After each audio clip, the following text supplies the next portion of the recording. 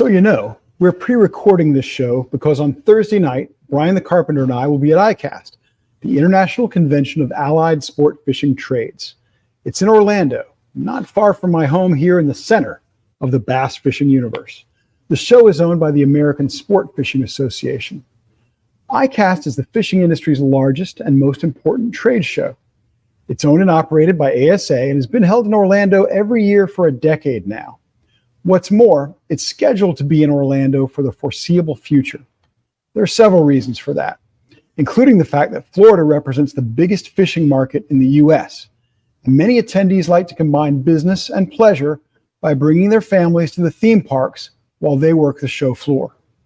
Orlando is also very convention-friendly, hotel-friendly, and attendance for ICAST is always much higher in Orlando than it's been anywhere else. ICAST is not all that old. It started in 2002, but before that, there was AFTMA, the American Fishing Tackle Manufacturers Association, and that show was really the same thing. ICAST is a lot of things to a lot of people. Somewhere around 13,000 to 16,000 industry professionals will attend the show this year. They fall into a lot of different categories, but mostly it's exhibitors, buyers, and media. By far, the largest group of attendees are the exhibitors. There will be about 700 companies with booths that show off their products or services, and each of them will have several dozen people on hand to manage those booths or to simply stand around and waste a lot of time and money.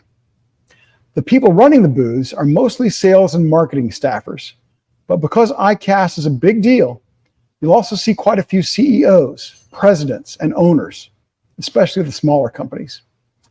A lot of bass pros attend ICAST as part of their sponsors' promotional and marketing efforts.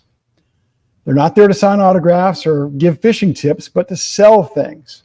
Ultimately, that is the only reason anyone should ever hire or sponsor a bass pro. Attending ICAST can be quite expensive. Exhibitors have to pay for booth space and staff. Media pay for their badges unless they work for a company that's a member of ASA. And just about everyone there, except me, has travel and lodging expenses. ICAST mostly flew under the public's radar until about 2007 or 2008. That's when media organizations like BASS decided that it was more than just a trade show. It was content for this relatively new thing called the internet.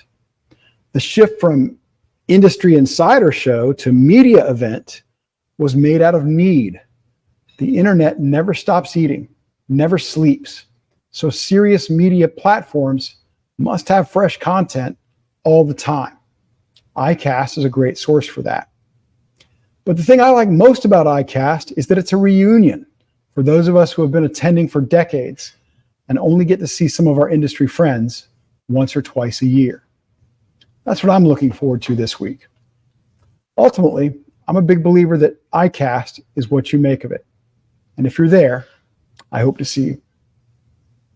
Welcome to Bass After Dark. I'm Ken Duke, and we are here tonight to earn your support, your subscription, your like, your share, and hopefully your trust by showing you that inch for inch and pound for pound, we are the most illuminating show in bass fishing. Now it's time to bring in my co-host. Every letter of the acronym ICAST is in his name, proving that the event cannot happen without him. Here's Brian the Carpenter. You get me every week. It's good. That's my goal, man. Every week you have to have a different introduction. Man. So far, we're getting close to 40 shows in, and I've met that standard so far. Yeah. Every letter is an ICAST. Every letter that's an ICAST is in your name, sir. Not in mine. Huh? Most of the letters in ICAST are not in my name. They're all in your name. Well, not your stage name, but your real name. That's right. Well, I don't want to make this about me, Ken. But your real name is, people may know, is Brian ICAST, which is kind of ironic. But tonight the show's about ICAST. What is ICAST, right? What is ICAST really? Yes. We're about to find out.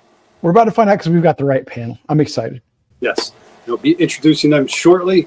Tonight's a little different. As Ken alluded to earlier, we're recording. And it is Monday, And I still got to pack and sleep and jump on an airplane. And or maybe just pack and jump on an airplane. yeah, which is probably what's going to be. So there won't be a bad comments tonight. Be that as we cannot monitor them as we normally do. It'll be pre-recorded. However, there's still going to be a significant giveaway, and more about that shortly. In addition to the thrust of the show, what is ICAST really? We will have our top 10, which is the top 10 reasons. Top 10 reasons you're not as cool as you thought you were. Is that what it is? No, it's actually the top 10 signs you're not the coolest angler on tour. That's what it is. But it can relate. You can personalize it to be about yourself if you're in a self-loathing kind of a mood. So we'll have the top 10 afterwards and dark thoughts. Tonight's show is brought to you by Livingston Lures and my dog barking at the door. All Livingston lures are designed, developed, tested, and approved by expert anglers, tournament pros, and professional guides. This ensures that each lure meets the highest standards of quality and effectiveness under real-world fishing conditions. Tonight, we are giving away, again, the new Livingston Jerkmaster 121 Deep Plus, which is debuting at ICAST and currently only available right here on Bass After Dark. Gotta like that. Yes, I'll tell you how to win that shortly. The Bass Tank, also brought to you by the Bass Tank. The Bass Tank is your premier boat electronics destination from beginners to pros. They have all the latest and greatest. They'll educate you, sell it to you, rig it for you, or teach you how to do it yourself. It's the only resource you need. Check them out at thebasstank.com and follow them on social media for the latest deals and discounts. Follow them. Tonight from the Bass Tank, we're giving away a Diamond Patch Flex Fit hat, 16-ounce sunscreen or screen cleaner with a microfiber cloth, and a Bass Tank dry bag. Let's see, and we are also brought to you by Lures and Lead. Lures and Lead is an online fishing tackle platform focused on hard-to-find tackle, custom lures, exclusive colors of popular baits, and in unveiling some well-kept bass catching secrets. They strive to be a must-follow for the tackle geek, but also an educator for new anglers. Follow them as well. Lures and Lead. You never know what they're going to drop next week. From Lures and Lead, this week we are giving away a new Shimano Sedona 2500 spinning reel, MSRP $74.99. Add to that the Livingston jerkbait, Jerkmaster 121 Deep Plus, and the swag from the Bass Tank. And all that you can win if you answer the Ken Duke trivia question of the night, which is coming to you right after we get through with our guests. Right, Ken? Yeah, I'm looking forward to the guests. I'll have a trivia question later. Just be patient. Just be patient. Oh, I love your trivia questions, Ken. All right. You're kind. Oh, I love them. I love them. People love them. And let's get after it. Guest number one, we have a Western tournament fishing and rod building legend, two-time U.S. Open champion, and one of the few anglers to win national tournaments with both BASS and FLW, the founder of Dobbins Rods and an industry leader rod building, Gary Dobyns.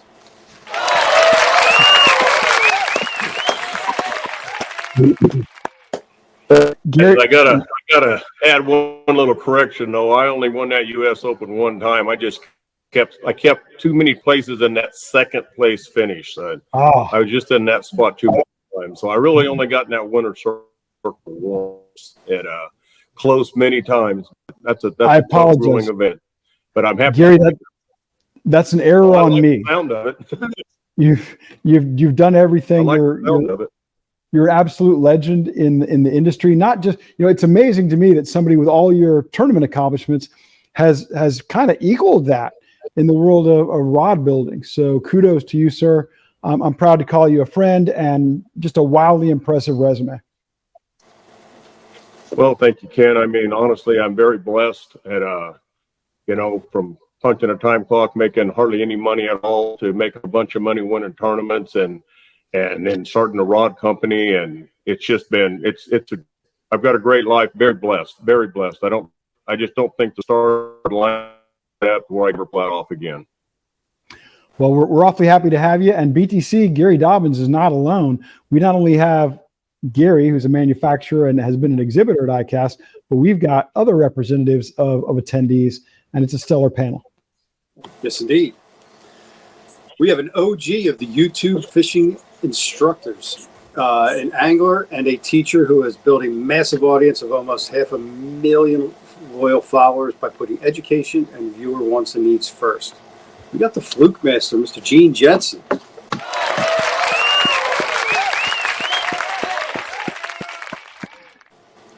Gene, you're near and dear to my heart, my friend, not only because you are one of the great educators our sport has ever known, but I also like the hat you're wearing.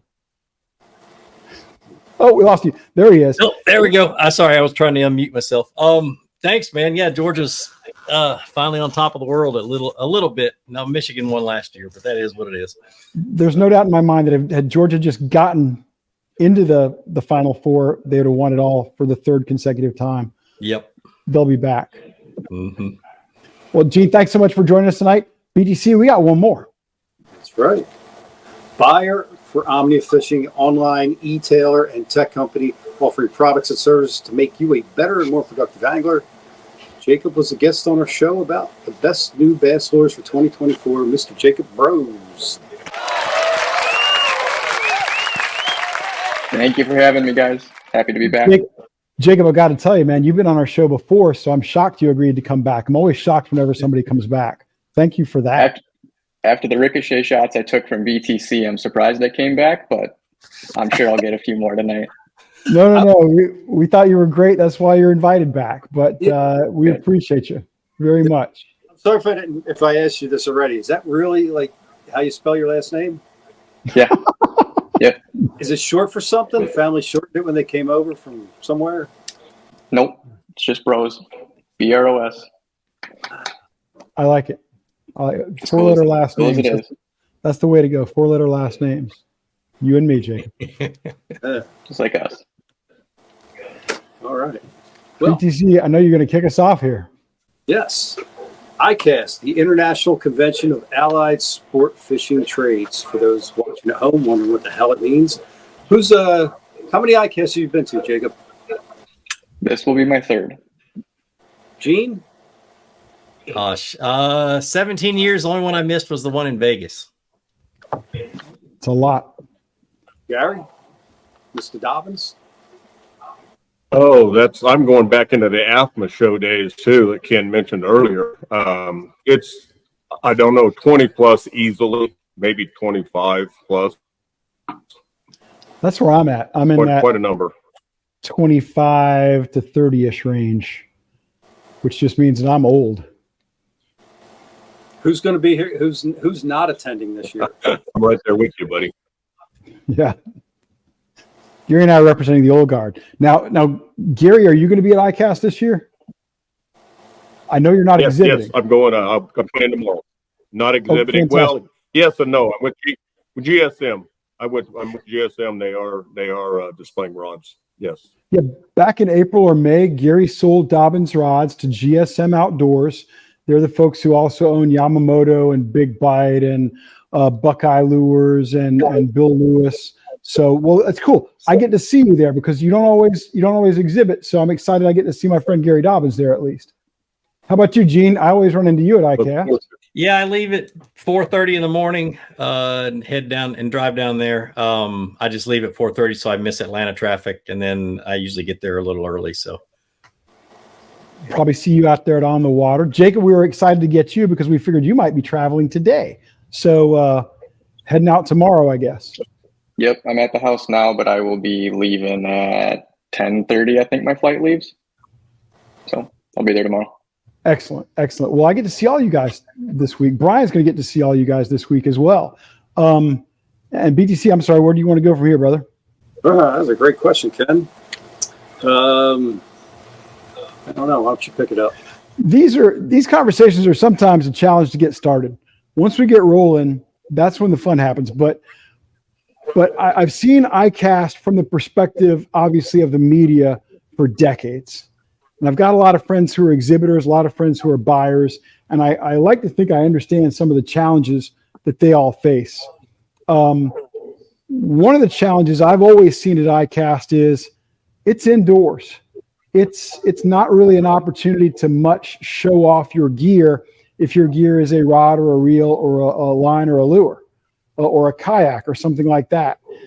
Gary, what were some of the shortcomings you felt about a show like ICAST because it's indoors, heat of summer, that sort of thing?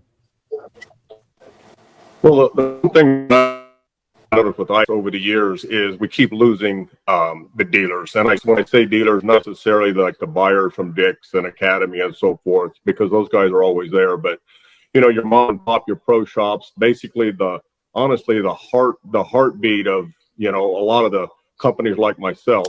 And I just keep seeing less and less and less to where, it used to be I would have a list of guys that I'd make sure I would have an appointment with to see. And now it dwindled down to where, honestly, I'm seeing very, very few of my dealers. The high point for me with ICAST is I get to see all my buddies in the industry. That is by far the high point. I get to see everybody. A lot of guys, I get to see them once a year, maybe twice a year. And they're really good buddies, even though we stay in contact with emails and text messages and phone calls. It's not the same as getting to slap them on the back and getting a hug. And that's the thing that I really look forward to. I'm right there with you. And it's just real change. I've seen the change too. And Gene, you and me, we are to blame for this change as media. And Brian is to blame for this change because I want to say 2006, 7, 8, right in that era. Up to that point, ICAST was a buyer show, in my opinion. But that's when these companies, and I was at BAS at the time, Nathan, our engineer, was with me at BASS at the time. That's when companies like that decided, hey, ICAST is potentially great content. And that's when the guys with the cameras and the GoPros on a stick started to take over, in my opinion. Do you sense the same thing, or am I making that up? You're right on with the years. And it was a lot of you always saw the film crews from Tackle Warehouse running around. You always saw film crews from from several of the other larger websites, and even Bass Resource tried to do it when I was with them. And it was really good. Personally, on my YouTube channel, those videos have never done well. Right. Just because of the kind of content that I did, every other day besides ICAST. And so I didn't quite focus on it a lot. I do a little bit of content, and I try to find something every year that surprises me or impresses me and stuff like that. And even that's gotten to be very, very difficult to do. It has become, I think, it went from a buyer's show to a media type show. Yeah. But obviously there's still a lot of room for buyers, and that's why Jacob Rose is there. Jacob, you're young enough that you didn't see those days when maybe there was more focus on people in your role. But how is, with so much emphasis on media these days, how is ICAST as a buyer's show? I've heard of a lot of that stuff from even maybe 5-10 years ago.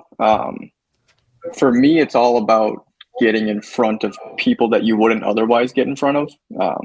Obviously, you've got the media people, and there's always a marketing component to it where they want to meet and try and, almost like the marketing team tries to sell you on the new product, let alone from the sales team, but it's also coming from the marketing side of things. In reality, it's more about just seeing people, I think, that's my goal, is to be in front of as many people as possible and talk to them about product. When you say it's about the people, is it more about relationship building for you, or is it more about learning about the products that they offer? I'm sure it's there's a little an of both. element. It's a little both. There's an element to where it's a line review type activity where you kind of go through some of the bigger booths and make sure that you're not missing a SKU here or there where you could be missing an opportunity. But for more than anything, it's more about the relationship and building that, and going to have a drink after, having the sidebar conversation in the booth about what projects they're working on, what's not even what's at this ICAST, what's coming for the classic, where's the new product development coming. That's the kind of stuff that I think the most value comes from, because it's changed so much to be all media, to where you got to get that right person removed from his media hat, and you got to be able to have a conversation with him that he knows isn't advertised or talked about. You got to figure out a way to take the media side out of it, for me at least, for it to find value. That's really hard to do, Gary. I don't know if anybody's ever thrown out that thought to you that it had changed from a buyer show to a media show. You've always been and enjoyed such a great relationship with the media, Gary. I would have thought that transition would be an easy and a good one for you, but you've built all those relationships, whether it's with your buyers or with the media, through decades in the industry. Has the transition been easy for you, or do you find it challenging?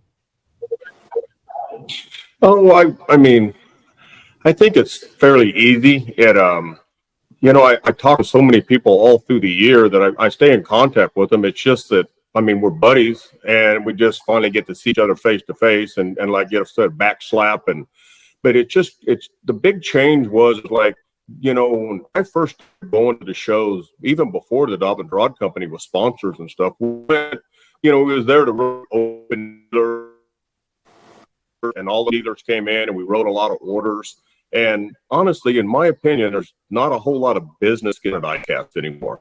It's not a do business show. It's not open-end dealer show. It's more about relationships and seeing your buddies, and honestly, that opens a lot of doors.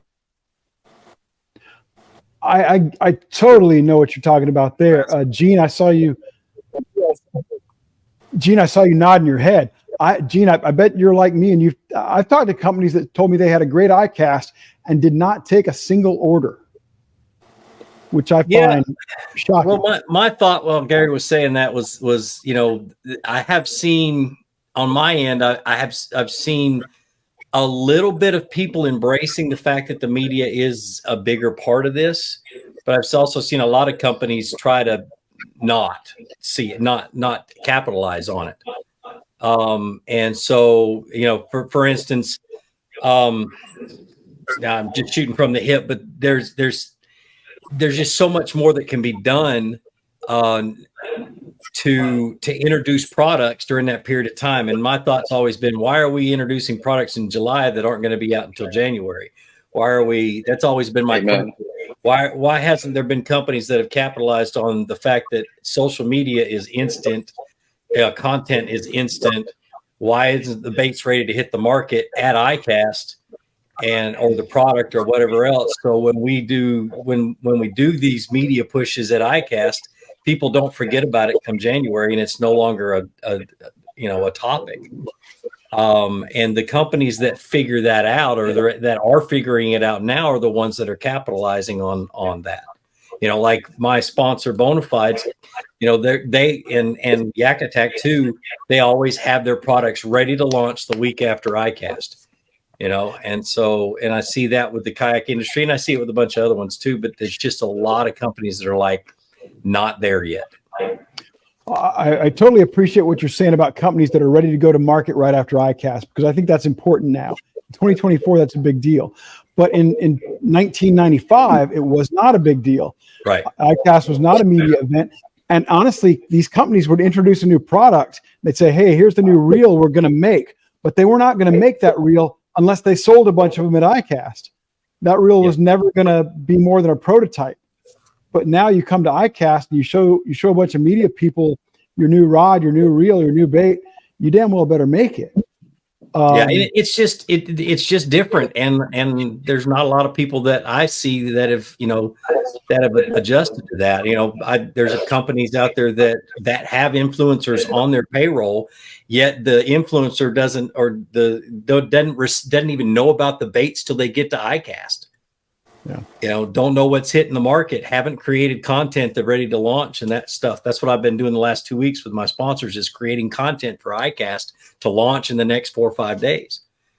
And there's still a lot of companies that just haven't figured that out yet. So, Jacob, is there a place where buyers and media can come together and help each other and and create a more effective climate at ICAST? I think when it comes to,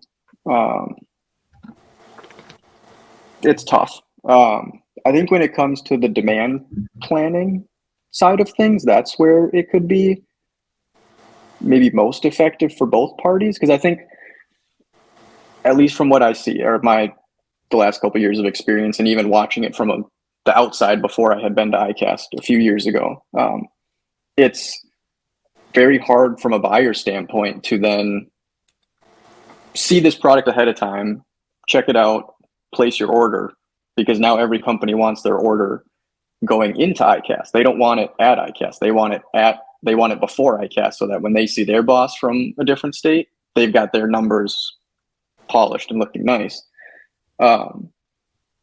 It's really hard to then have a media hub or source juice you name it product to then kind of offset the demand of what might have naturally been there. So I guess, to answer the question, it's more of the buyer aligning with the third party media to make sure that I think the media runs it. I think that's clear, but I think it's the buyer aligning with the media to make sure that me, the tackle warehouse buyer, the tackle direct buyer, whoever else is involved, knows from each vendor what are they going to put all their horse behind, what's going to get the attention, what's going to get everybody talking and excited about in 2 months when they eventually launch it at the end of September. You know what I mean? Or when it ships in October. What are people going to remember at that point?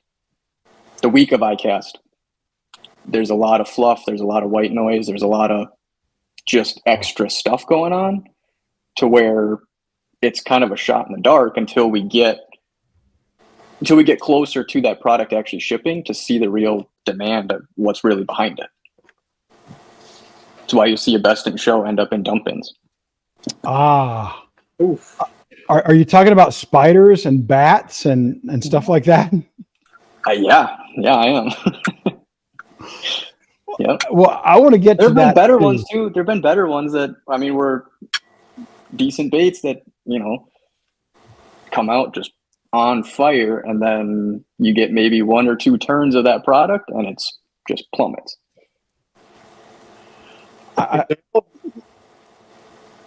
What was that? We talked about it earlier. I've been on the ASA trade show committee, which oversees ICAST, decides where ICAST is going to be, when it's going to be, who can get in, stuff like that. And when I was on that committee, I made a lot of motions to make a lot of changes, and most of them went through. I'm the guy who pushed for the voting system they have now, which is so much more fair and equitable than it was 5 or 6 years ago when a kayak won every year. I leveled that playing field. But one thing I was not able to get through, and Gene may hate me for this, I wanted to take away the media vote. I'm a media guy, but I don't think the media should be allowed to vote. And I say that because every media person I know is beholden to somebody. We all have companies that sponsor our magazines or our podcasts or our radio shows. We are all beholden. Whereas a dealer, a buyer, Jacob Bros, you walk onto the show floor at ICAST and your only goal is to support the things that your customers want. There's a purity to that. But I was not able to get that passed. As a matter of fact, the first time I tried, I made the motion. I said, I move that we eliminate the media vote. I could not even get a second on a 15-person committee. Could not get a second. At the end of that same conference, when I think the spider won, I think it was Lunker Hunt Spider. Not only was there a second, there was a few votes to do it, because it's the media voting for that. It's not people like Jacob Rose voting for that. It's because Jacob's trying to find stuff that sells. Media's trying to find stuff that's an interesting story or photo. Yep. A classic example was the drinking helmet from 13 Fishing that they did just to show how much of a joke it had become, and they ended up winning an award because of it. Or the Yeti bucket. Yeah, the Yeti. Yeah, I was so tempted to go to Home Depot after that and leave Home Depot buckets in Power Pole's booth, because they had the best. It was the best of that deal. Just to jab at my buddies. In fairness to Yeti, that boat would do 0 to 60 in 4 seconds. So it was an impressive bucket. Gary, as an exhibitor and as a guy who has deserved to win those awards in the past, did it and does it frustrate you that the stuff that wins so often is very gimmicky? Yeah, I'll be honest. I did the new product showcase 1 year only. After that, when I watched media guys walk up to one particular rod in a lineup, take notes and walk off and watch it over and over and over, it was, as far as I was concerned, rigged. And I never put anything in a new product showcase after that one time. And that's my opinion. It's predetermined who's going to win for the most part. And so, no, I'm not a big fan of that. I don't think the media should be able to vote. I think that's a great deal, Ken. I really do. Yeah, I agree. So many of the products that win, as a fisherman, I look at them and I wouldn't even. And here is things. One in particular that won by a landslide, and it was a great company. Was Lucky Crafts, that ribbed pointer minnow that they had. That literally the live pointer. It won best of show and everything, and the bait didn't work at all. And I was a pro staffer for Lucky Craft. I gave them the feedback, and the thing won, and they ordered a ton of them, and they ended up eating. And it was a terrible bait. And it frustrates guys like me that, as a fisherman only, that wins that I know I wouldn't even fish with. That comes back to one of those limitations we were talking about at ICAST, where you can't go out there and actually try the lure unless the company, sends a bunch out to media people who they know are going to be attending, which is a great play, by the way, a very smart play. But you can't do that if you're Dobbins Rods, and you can't mail everybody, a $400 rod that's the best on the market. My God, the postage alone would be prohibitive, but you can sure do it with a bag of worms or a crankbait or something like that. And it's a very smart play. Yeah. I want to back up the media bashing. I witnessed it walking through Best in Show, our best new product showcase. There's a couple guys, I was behind them, and I don't remember what bait it was, but it was fugazi. It was as terrible as the spider, maybe worse. And I watched them talking about it, and I could tell they'd probably catch trout in Colorado, but not too many bass. They just didn't know. And I thought about them like, I got the ability to go over there and vote on saltwater stuff, fly fishing stuff. I got no business voting for it, and I know that. And the same goes for them, because the thing they were talking about was trash. It was ridiculous. It might have been the spider, but it was something pretty terrible. I can make it. Let me make something worse for you here. You had the good conscience not to vote in a category you didn't feel educated. Yeah. There was a time until 4 or 5 years ago. There was a time, I'm not exactly sure when it ended, but where if you didn't vote in every category, your ballot was discarded. Yeah. So a guy like me, first of all, there is an ice category now, but there was not an ice category until about 3 or 4 years ago. I'm the guy who made a motion, hey, no ice product is ever going to win as long as we have the show in Florida or Las Vegas because they draw locally. We need an ice category so those people feel like they have a prayer. But why would I ever want to vote in an ice category? I don't know anything about ice fishing. And I no offense to people up north, but I don't want to know anything about ice fishing. Sorry, Jay. You're not missing much. It's all right. You're not Sorry missing about much. Having a conscience and voting at ICAST is a hard thing to do. I've only voted a couple of times, honestly. I will vote this year, but I've only voted a couple of times, and I'm very cognizant of the fact that it's a sketchy situation. And I can't believe Brian, Gene, me, we all agree that the media shouldn't be voting. Yep.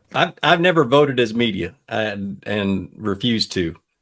It's just one of those things. And when I do vote, it's usually because I have an ID that's from gosh almighty. Anyway, from one of my sponsors or whatever. So. Well, you're not supposed to, you don't actually have a vote at ICAST if you have an exhibitor badge. Right. The only people who are allowed to vote at ICAST are people like Jacob Rose, he has a buyer badge. Yeah. And people like Gene Jensen when he goes at media, Brian Stockel when he goes at media, me when we go as media editorial, and exhibitors like Gary Dobyns are not allowed to vote. It used to be that people who were exhibitors or exhibitor reps and PR people could stand on the floor of the new product showcase and lobby people to vote. That got knocked out, I don't know, 10, 12 years ago, finally. And Gary, I would agree with you back then. That was ridiculous. And it was on some level kind of fixed. I think it's far more on the up and up today than it's ever been. Did they employ scantily clad women for this lobbying technique? That's a good question because I'd like to get everybody's take on that. I think Gene and Gary, who have been to ICAST in Vegas, I think it's more of a Las Vegas thing than it is an Orlando thing. There's a few in Orlando, but I haven't seen nearly as many as the show walkers in Vegas. And Gene's looking for him. I mean, Gene's no, I'm not. My God. I've been happily married 25 years. I'm just kidding. I got an answer to that woman that's down the hallway. Mrs. Jensen, it was my joke, not his. Gary, what about you? Vegas was a lot different. Vegas was a lot different. Yeah, a lot different. A very different vibe. And I'd love to see it go back to Las Vegas. My wife and I enjoy going and visiting Las Vegas, but it's not bad that it's 25 minutes from home either. That's not a bad thing. I don't mind that. Is the location of ICAST a problem, gentlemen? Does it need to move? Because let me throw this stat at you. More than half the people who will go to ICAST this year have a Florida residence. I think, and more importantly, more than half of the voters in the new product showcase actually are going to have. If they leave it in Orlando, it needs to go to January. Yeah, you get a whole lot more up north participation. Yep. January. Yeah. The trouble with January is you're right ahead against all the consumer shows. That's the problem with January. Yeah. You kind of got to fit it in. You're just against all the consumer shows. Yep. But you're against early all in the year. I will tell you this: as a Westernite coming from the West, I mean, having Texas, happily love Texas. Been there 7 years. I'll never leave. Absolutely love it. But coming from the West, our dealers in the West just never traveled through Florida. They always talked about it'd be nice if they would bounce it back and forth. More fair, and it'd be better for the exhibit because they'd get to see, more dealers from the West because a lot of them, they just don't make the trip. And getting a flight out of California to Florida is a nightmare. It's hard to find anything direct. I mean, you're going to spend a whole day just traveling.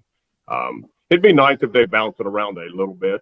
And I mean, Florida last year was absolutely awesome. The weather was just phenomenal. I've never seen it that good. Hopefully we have it again this year. Low 90s this year looks like this week, Gary. a lot of humidity, but it's not that different. You know, the difference in Florida is, of course, the humidity, but the temperatures never get as high as what you have in Texas, or even what you had in California a lot of times. Or New Jersey. Yeah, we got cooler temperatures here than Brian has in New Jersey, but I wanted to address the January thing. I would love to have ICAST in January because the weather here in January is fantastic. But to Gary's point, you are up against the boat shows, you're up against the SHOT Show, you're up against a lot of other consumer shows. Also, the timing is awkward for the buyers. Jacob, I'm guessing that a January show for you could be problematic. You can't afford to be ordering product in January that you need in February or March. I got to believe that timing is a problem.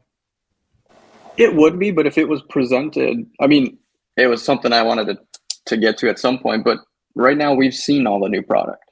I've already seen it all, to where if we're getting presented it in, or as a dealer, any buyer, any retailer, if you're seeing it in November, December, leading into a January ICAST and it ships in January, what's wrong with that?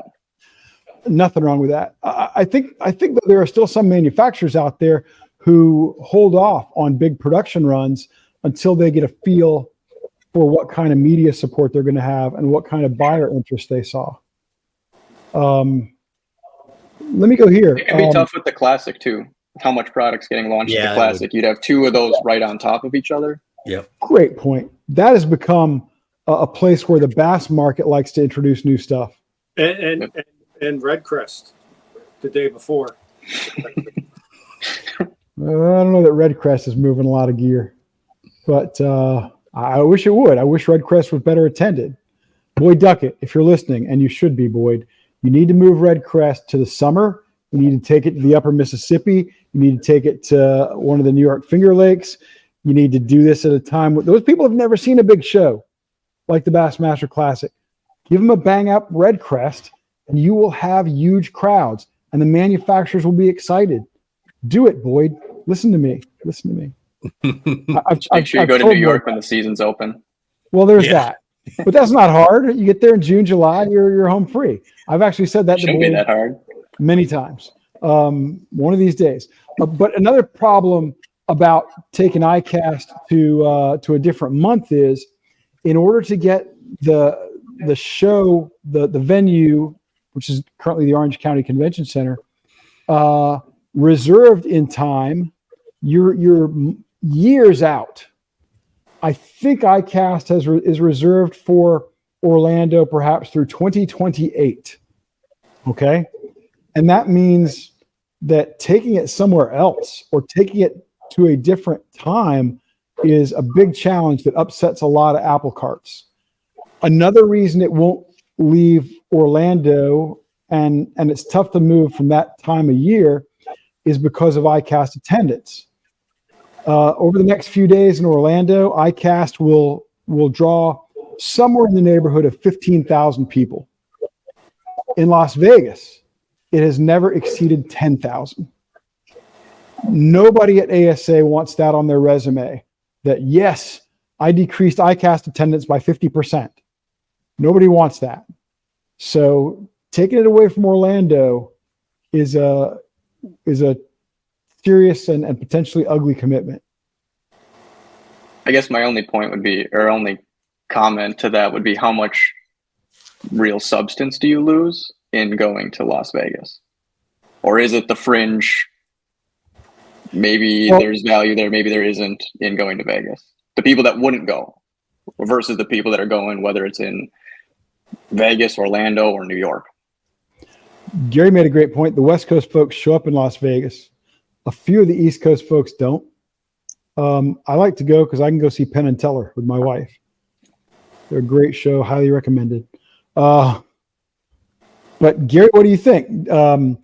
It's been 10 years now since ICAST has been in Las Vegas. Would the West Coast show up in force if it went back? And in the West, it hasn't been to Vegas in 10 years, and so how many would they draw? I mean, the show's completely different now than it was 10 years ago. How many people would come? I think that it would be. I mean, the show show. I mean, does extremely well. I'd love to see a shot back in Vegas just to see what would happen. I mean, I know it's a long-term commitment. And I know it's going to be in Orlando probably forever. But it's too bad because I think the West would support it. There's a lot of dealers in the West just don't make the travel. It's just too big a commitment to go, clear to Florida. What I'd love about it, and I'm sorry, Gary, I'm talking over you because I'm having a hard time hearing you on my end for some reason. I don't know why that is, but I apologize. I'll try to speak up. Yeah, I don't know. Try to speak up. Your audio is a tad choppy. Go ahead. The West it's different, but it hasn't been in the West, so we really don't know what it's going to be like. It is more of a media show now, so maybe it might be a boomer in Vegas. I know that talked to a lot of people at ICAST, as everyone on this screen does, and I've heard it's time to get out of Orlando. It's time to get out of Orlando. It's time for a change. ICAST needs a shot. We need a shot. I mean, it's just not the show that it used to be. And as far as talking to buyers, I talk to the buyers, year round. I mean, they know what's going on. They know what's coming.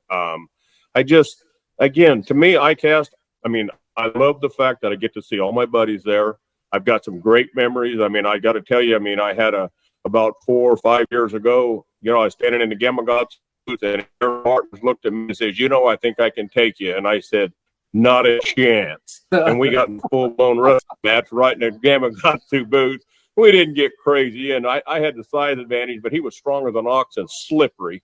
And so we went at it for about 30 seconds, and Nate was filming it. It was just fun, I have a lot of fun like that at ICAST, and that's the only reason. It's just to go to see my buddies. But as far as doing business, we just don't do much business at ICAST anymore.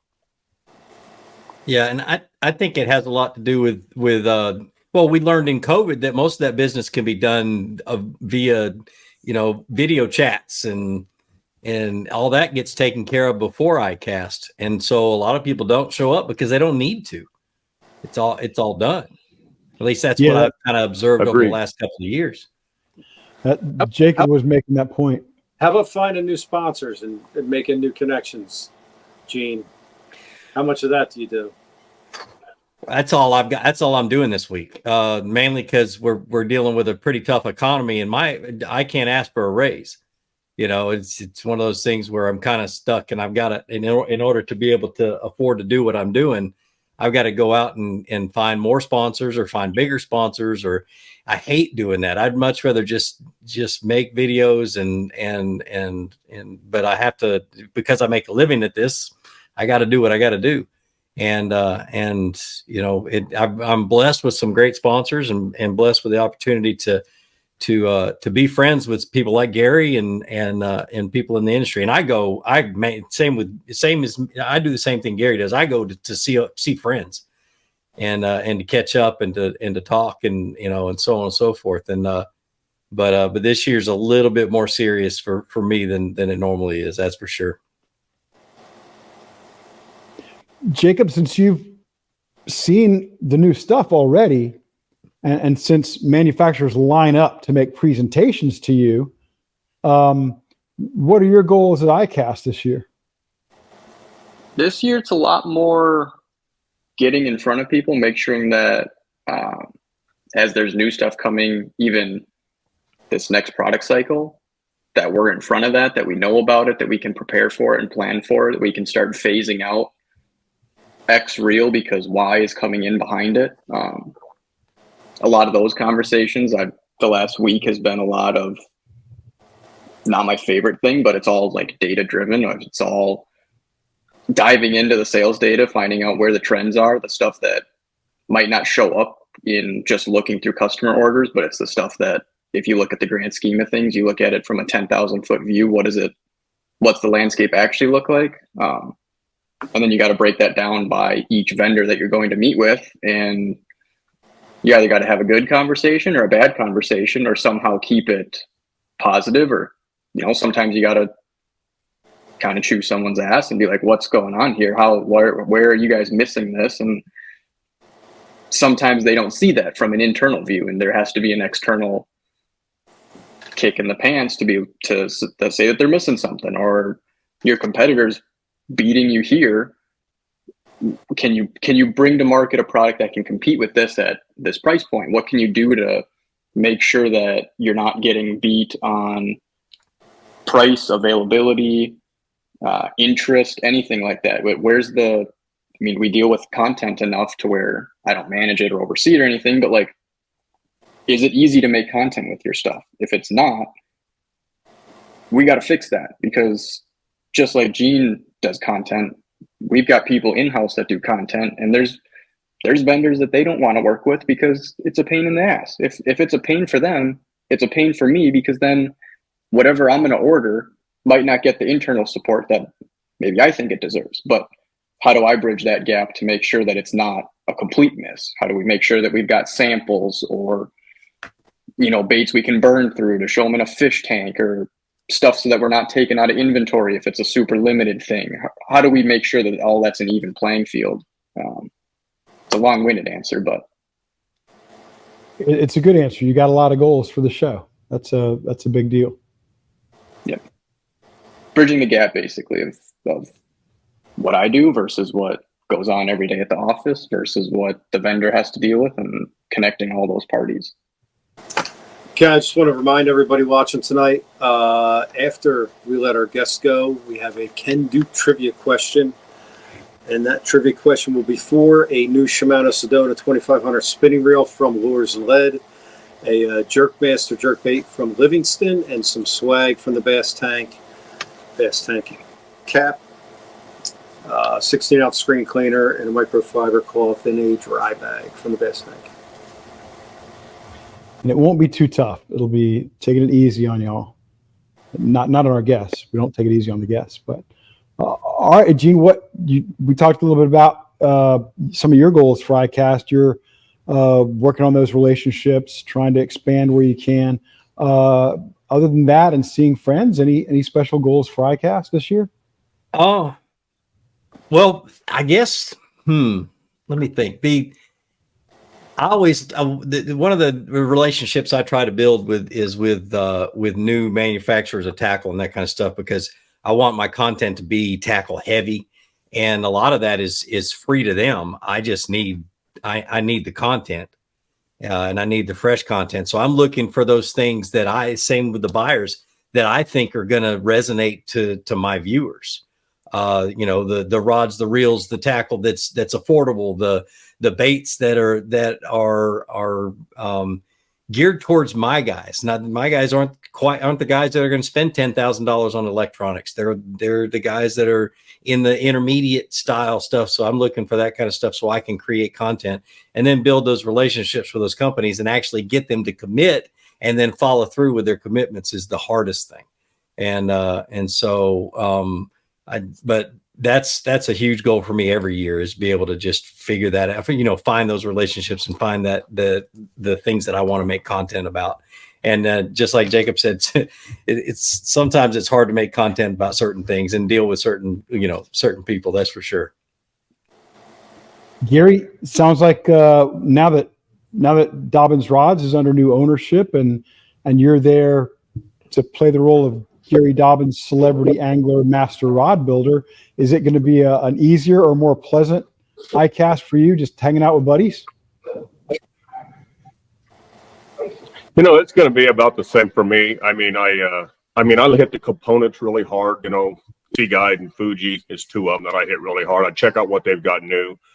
Plus, they're really good friends. And heck, actually, me and Mr. Rick Hall is going to go on a hunting trip in Montana this fall. And that rained at ICAST last year. So to me, it's going to be, I'm still heavily involved, even though GSM, I am an employee of GSM. I'm working on several new series of rods, complete new series, several for OEM with big box accounts. It's fun. I love building stuff. So, that's a kick to me. If I can build stuff, I'm happy. So I'm going to go load a few, components, but my main deal there is I'm going to be running around seeing all my buddies and shaking hands and back slapping, and I look forward to it. That's fantastic. That's what I enjoy about ICAST. So that's you're a man after my own heart on that one. I'd like to talk just a little bit about the awards. We talked about them a little bit, and I think we all have some issues about the awards. But Jacob, I want to touch base at it from a buyer's perspective. Is there value in winning an ICAST award? Do you pay attention to that? I think there's value in it if they can capitalize on it within a week or two. If they win an award and they don't launch till January, unless they have stellar content that's rolling out between July and October, November, December, January,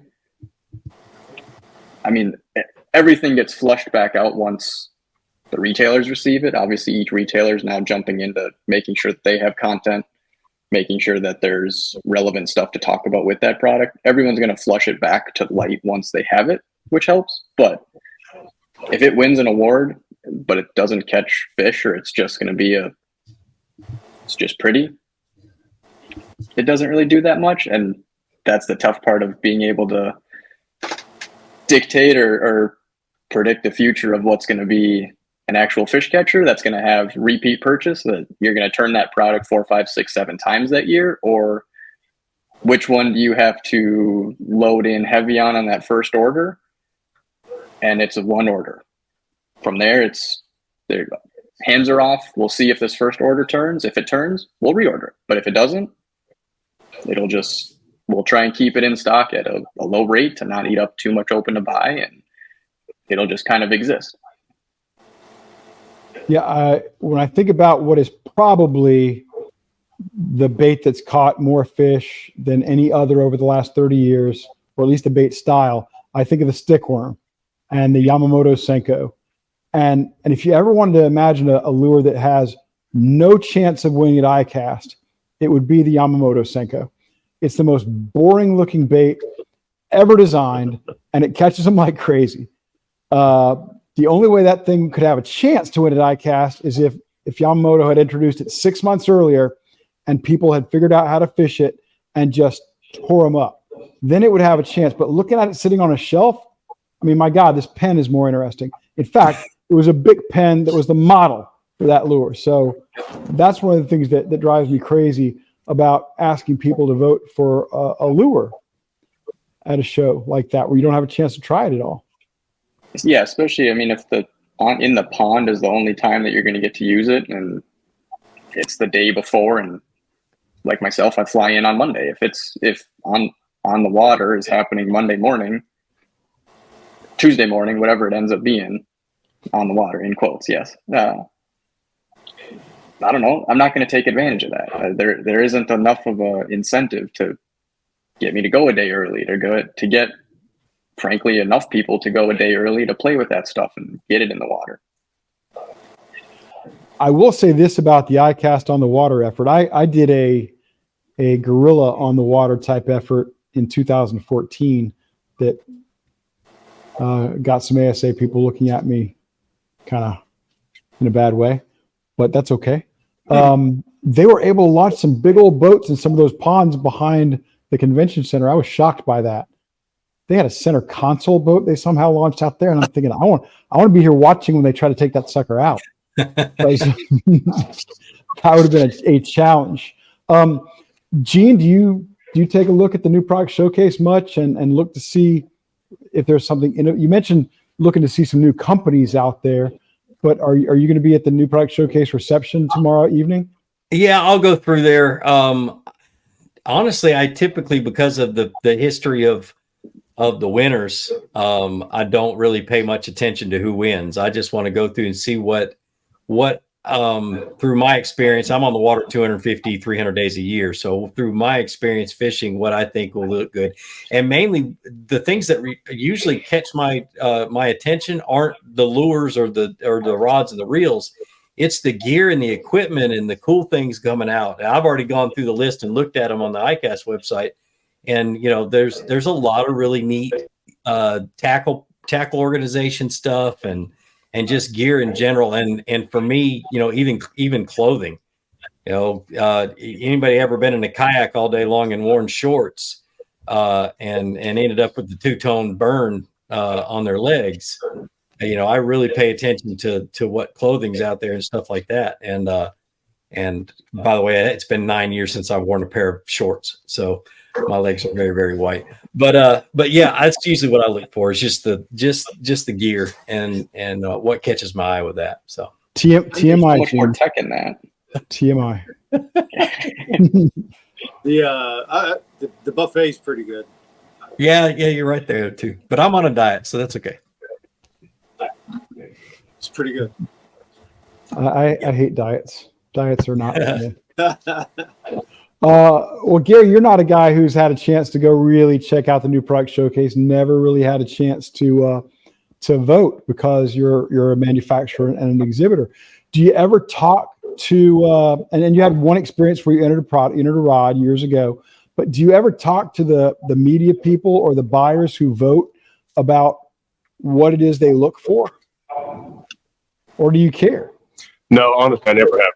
I never have, Ken. I just never have. I kind of always did my own thing as a fisherman. I knew what I wanted in a rod, and even when I've tried to work with other quote pros, I'm truthfully, most of them they really don't know how to build a rod, and I've actually helped several top name pros by putting the right rod in their hands.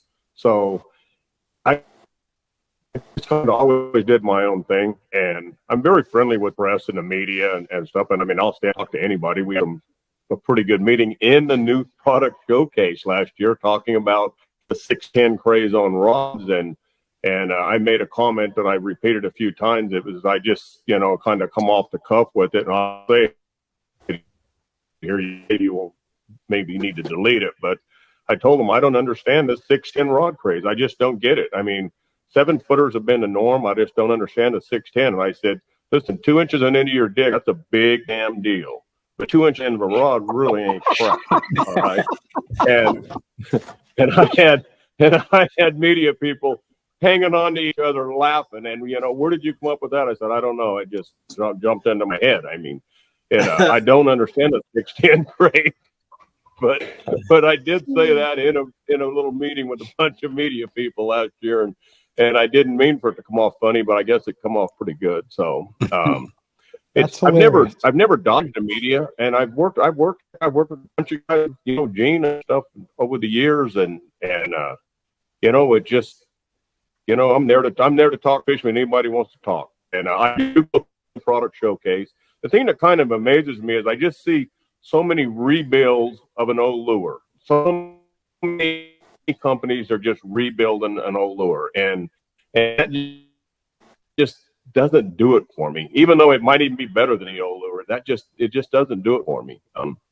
But I try to go through the new product showcase. I usually do it late when there's most of the people are gone. I just got caught with some of the media guys. Sure, 10 rod question came up, but anyway.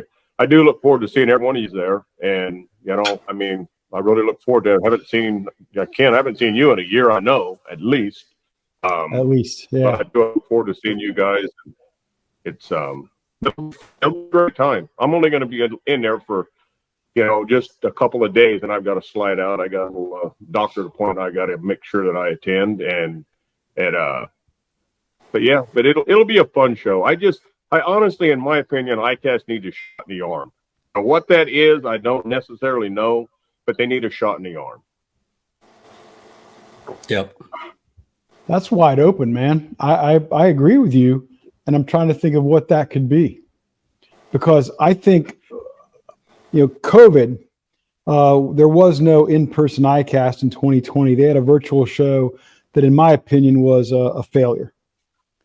Just a big failure. It was almost the equivalent of not having an ICAST. But what it showed me was that is the future. Whether we like it or not, a virtual show is the future. I agree. I want to go there in person. I want to see my friends who I only see once or twice a year. But that ain't the future. The future is remote. Everybody gets to log in on their computer and see the new Dobbins rods and see everything else. And because it's more cost effective, because you can see more stuff in less time. My fear is that it'll become just another media event. You know, like what I'm saying, all the little media events we go to throughout I've been to dozens of them, and it'll just be like a bunch of these little dumb media events that we're trying to create, and it's create content and everything else. I don't know. And I don't think I wouldn't think that would be the answer. I think it would be more of a problem.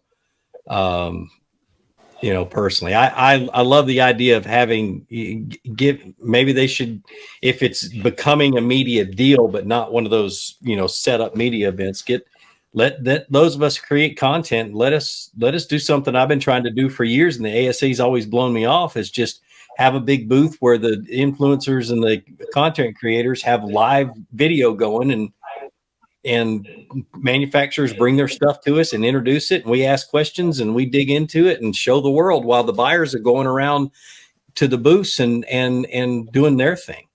You know, that sounds really smart to me. And if they're blowing you off, I think that's a really short-sighted. They need to be doing everything they can to better serve not just media, but also manufacturers, exhibitors, and giving them a reason to come back.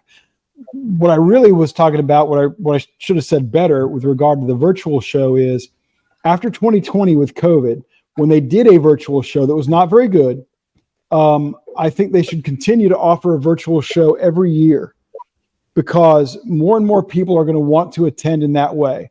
The reason they stopped doing it, I expect, is because they were afraid it would cut down on physical attendance. They make the bulk of their money each year off of ICAST, renting booth space and so forth, selling badges. So when they lose that in-person ICAST, if it goes to a virtual show entirely, they are probably losing 80 to 90% of their revenues at ASA for that event.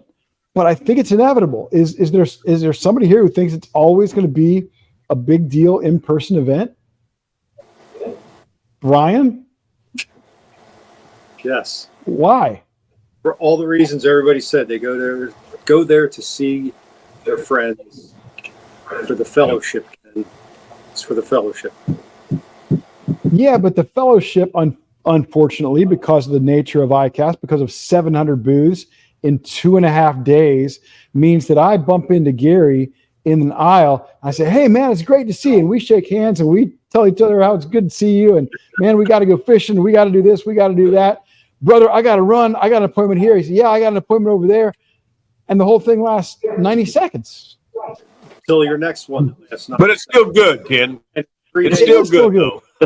And what I think is so great is that I only get to see Gary a couple of times a year, talk to him a few times in a year. I still consider him a wonderful friend, you know, and I still feel like we have that bond.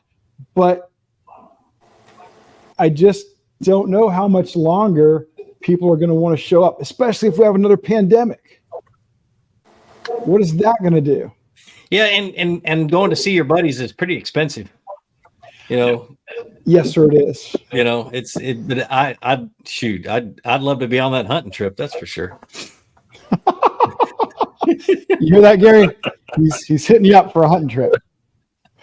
We can probably arrange that. Yeah.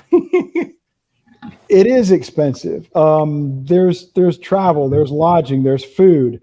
A lot of these booths are probably overstaffed. That's why I love what you were talking about, Gene, where there's a dedicated area for the content creators, and people can send their pro staffers, their big names, the Gary Dobyns of the world, over to visit with you, because that's what you want. You want that star power and that insight. And they can leave the general sales manager and the marketing director back in the booth to talk with somebody and take an order. But if they don't seem to be interested in doing that, they're missing out on an opportunity. Yeah, live streaming is huge right now, you know, and me personally, I'd set up a live stream and a second camera just to get the content so I could have future content or break it up. And that so you're talking about a booth, an oversized booth with just a bunch of YouTubers walking around talking to sticks? No, I'm talking about guys who know how to do live streaming, know how to set up lighting and everything else. Yeah, Brian. Got the hat cams on. No hat cams. And where we just sit down with each, you know, whoever wants to bring us their gear, even have a line out the door. I don't care. But but have somebody bring it to us, and then we sit down and we introduce it and let them talk about it, because we don't know anything about it, but we give them our platform to be able to talk about it, and at least try to start the buzz. There are some people that I would not want in front of the camera, but to pick your best person of your company that's really good in front of camera and have them go talk about the product. Come on, man. People you don't want in front of the camera. I can only assume you're talking about me, Gene. Not yet. You put that ascot on again, I might think so. But I love that. When I was at FTR, I wanted us to have a dedicated room off the show floor where connectivity is abysmal, and you can't do a live stream. No, you can't. Mm-mm. I wanted to have a dedicated room with good Wi-Fi, and I wanted companies to pay for the right to roll through, show off their stuff in 15-minute increments. But we never did that at FTR because it was too important that we make the rounds on the floor. But I do think there's a great opportunity for that. But a guy like Gene Jensen or a significant media outlet probably needs to do it on his own or her own or their own, and rent that room off to the side and have people rolling through in 15 or 20-minute increments. Buy a booth. They wouldn't let the audio is lousy. Well, of course they'll let you. If you join ASA, they're going to let you rent a booth. Oh yeah. You just got to join ASA. They're not going to turn down any money. But I think that the audio is horrible in there. Yes. You don't want to be anywhere near that fish tank, the godforsaken audio killer fish tank. Yeah, 2 of my sponsors are right next to it this year. Don't remind me. And you can't be near Costa, because once they start the beer flowing, that's a zoo. It's just impossible to do good audio there. Whenever I wanted audio from somebody, I had to drag them out in the hallway. BTC, for years, you were part of the Bass University and Ike Live at events like ICAST. Were you guys able to get serious work done? Like Gene said in the very beginning, some of your least watched content. Yeah, that's a challenge too, because you're middle of the day, Wednesday through Friday, and that's not necessarily when people are looking to watch that kind of stuff. Well, yeah, and social media gets bombarded. This week we'll get bombarded with guys posting up videos, and they all say the same thing. Start out saying, "Hey guys, blah blah blah here at ICAST," and doing the egregious sponsor plug. Yep, it bogs the algorithms down on YouTube as well, because everybody's doing it at the same time. Yeah, you got to do it different, Gene. Like start with your back, turn and do a jump and point, something. Finger guns. The blank stare, and then start talking. Yep. Yeah. Gene, as a YouTube expert, and you truly are, you're one of the guys that Brian and I look up to. Is an ascot different enough, or do we need to do something? Do we need to have a good show? Or is the ascot enough? It fits you perfect. It's about your age group is about right. Ouch. Gary, that was a shot at you and me both. He attacked our age group. How dare he do that? No hunting for Gene Jensen. Yeah, no hunting, right. Gary. That's right. All right. We've talked about a lot about ICAST. I'm also really curious about one thing that would really shake up ICAST. I think we all agree, and I would not be in favor of it, but I'm curious what you guys think. Would be opening it to the general public. Right now, a lot of general public gets in because most of the exhibitors have a dozen or 24 buddies who they give passes to who have no legitimate reason to be there. But if they opened it up to the general public, they could probably do another 25 to 50,000 people if they wanted to. But the public wants to buy stuff. And they could sell stuff conceivably. Hmm? All it takes is somebody making a motion and it passing. And buying a business license. Every one of those companies would have to buy a business license. Oh, yeah. And they'd have to carry a blue million of everything with them. Right. And it would be a nightmare, but it could be a revenue generator for them. Would that be something that you guys think would be a good move, a bad move? Where are you? You know, me personally, I think, I mean, be for it. I mean, the ICAST, it's about making money for ASA, right? Get a nominal entry fee. I mean, to the general public. I mean, let them make some money, because the attendance is going to triple, quadruple, or more. And Yeah. you know, why not? I mean, why not really make some money at it? And who knows? It might be the shot in the arm ICAST needs. I mean, it just, you know, I would be for that myself. It would be something that would have to be planned a couple of years ahead of time and say, this is what we're going to do. You better get your gear, your button gear and go, you know? So you have to buy some stock in Shopify. Yep, for sure. Buy stock in Shopify. But, you know, the companies, the many companies that don't have anything ready to go hit the market at that period of time, you know, they're going to have to get their button gear. Well, they could show, but not.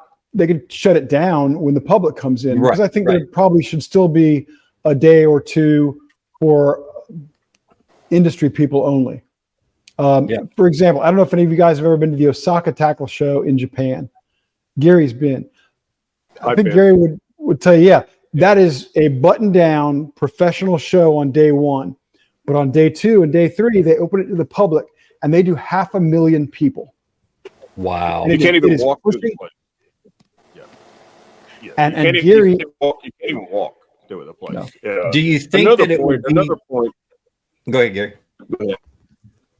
Another point was, if they open it to the general public, there's a lot of vendors that are not displaying at ICAST. They would display for the general public. And I will tell you a case in point. When I was doing ICAST, we rarely ever opened up a dealer. But when we do the classic show, we'd never come out of there with 6 to 10 new dealers every single classic we did.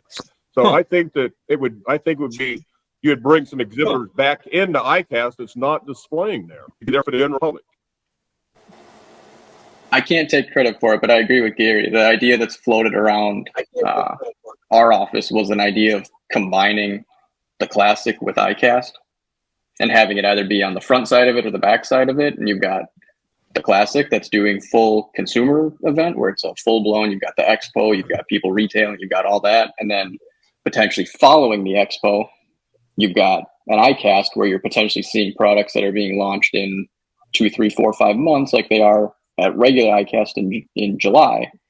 But that way you've already got everybody there. And from what it seems like, and even Gary's vouching for it, there's more dealers at the classic. There's more interest, I guess. There's more built up demand there, to where if you can get those smaller dealers or your mom and pops, you've got every level of people already at the classic. Why not capitalize on having both groups at the same time? You just split them up in terms of where the usage goes on each day. And then I see another advantage for the buyers. You know, these companies have an ICAST only. You know, you're only going to get this at ICAST until it's ready to hit the market 3 or 4 months down. Well, then you've got a small number of people who take it out and use it, and you know whether it's going to sell or not because of the buzz about it. So you guys can it kind of narrows the bulls, narrows your site picture down a little bit. So it's a great point. You could also sell a lot of stuff that's not otherwise moving. You could run a discount on a lot of stuff. And I think we all know, a couple of big companies that need to do that. So that could be pretty popular. But they probably have to take it out of the convention center or really spread it out more, because the parking and the traffic situation would be awfully demanding. Yeah, see, one of my favorite things about ICAST, in addition to getting to see everybody again, is it 4:00 or 3:30? I know where you're going. You know where I'm going. 4:00. 4:00. There's, I don't know, half a dozen. Yes. Companies that they're hosting the party that day, and drinks over there. They've got a little bar rolls up and somebody's pouring and people just show up. You couldn't do that with the public there. Yeah, I already missed the 13 fishing chocolate chip cookies because I don't drink. So That's why I'm saying you'd have to segregate the days. You'd have to separate them somehow to where you've got the consumer side of things and then you've got the industry, the trade side, either on the front half or the back half. that's a good idea. And it'd have to be more days than ICAST being 2-3 days. It would have to be a 5-6 day event where you've got it split. 2 or 3 are for trade and industry. 2 or 3 are consumer expo. ASA absolutely wants that. ASA wants to make it a week. They're just looking for ways to do it. They've tried and failed with some efforts, like the concert. One year, the concert bombed so bad they lost, I believe, over $100,000. Who'd they get? I can't remember who it was, but the ticket sales didn't go well. It was a country music artist. That's an audience for a country music artist, probably. I don't remember who it was, but that was probably 6 years ago, something like that. And there are people on that trade show committee who want to keep trying it. I always voted against it. Yeah, music's tough. It's like politics, it's very divisive. I would have supported it if they had somehow managed to get a reunion of REM. Then I would have been fully on board. Yeah, you'd have been the only one there, Ken. You'd have been. No, Gene would be there. I bet Gene's an REM fan.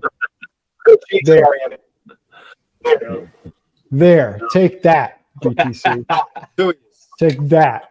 Dominated that thing. BTC, I know you had one you wanted to ask these guys about. Oh, trends. What do we see coming down the line? And Jacob, before we do that, you said you got a peek at everything. Got any predictions? What a win? No, because I don't think what I'll view as being winners will be actually voted for. All right. Can you say what you like the most that's coming out? What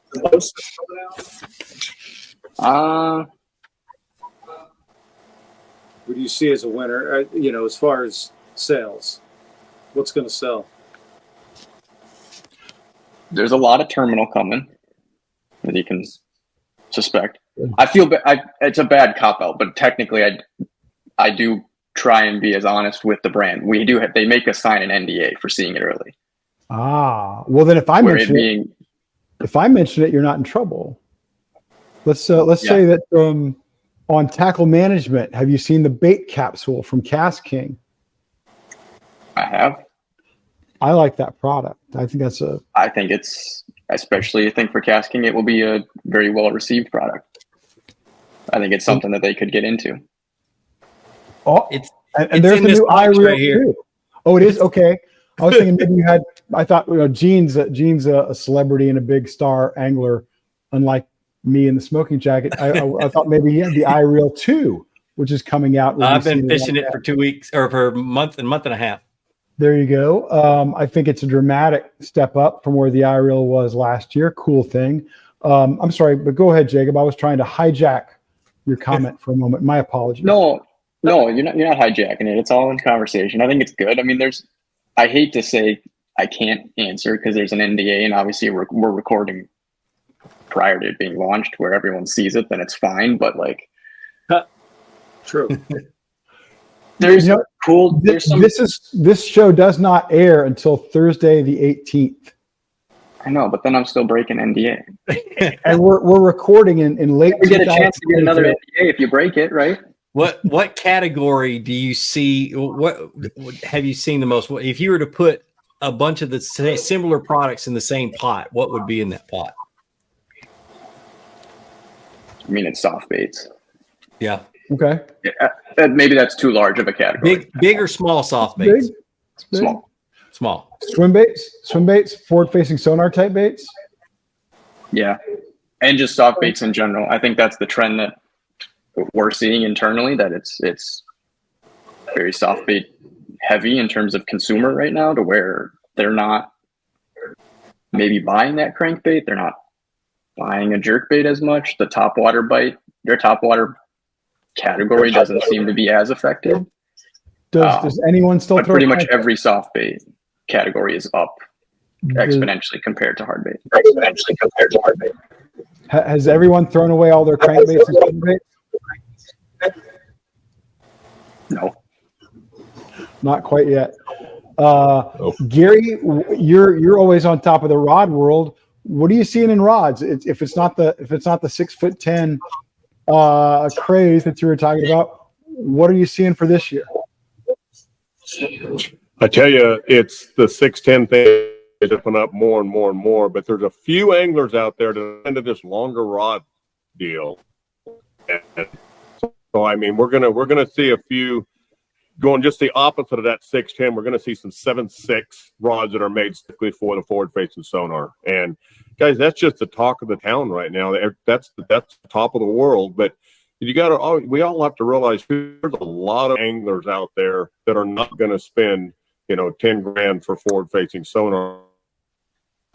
I mean, just not going to do it. So we're still got a group of fishermen out there. There's just a lot of guys just flat cannot afford to throw $1,000 units for forward-facing sonars on their boats. So I think the spinnerbaits and crankbaits and stuff. And I've been lucky enough to spend a bunch of time in a boat with a guy that's really good with that forward-facing sonar. One of the guys that started it was Josh Jones, and I spent a bunch of time in the boat with Josh. But when I'm not fishing with Josh, do I have it on my boat? Yes, but I go back in my old ways. I just go back to being, the old Gary beat the bank. We chase them around with the forward face, and if I was fishing tournaments, there's no doubt about it. You're gonna lose. You're gonna lose. We actually had Josh fun fishing, recreational fishing, everyday fishing. Yeah, you're gonna, the crankbaits and spinnerbaits and stuff is just there. It's just not the talk of the town like the little swim baits and forward-facing sonar baits are right now. We had Josh on our show not long ago. Plenty of frog rods. We're still selling plenty of frog rods. Plenty of flipping sticks. We're still selling everything. It's just that we are reacting to the market, though. We are reacting to these guys wanting a 6'10" rods, even though I absolutely don't understand it at all. But now we're making some 7.6s.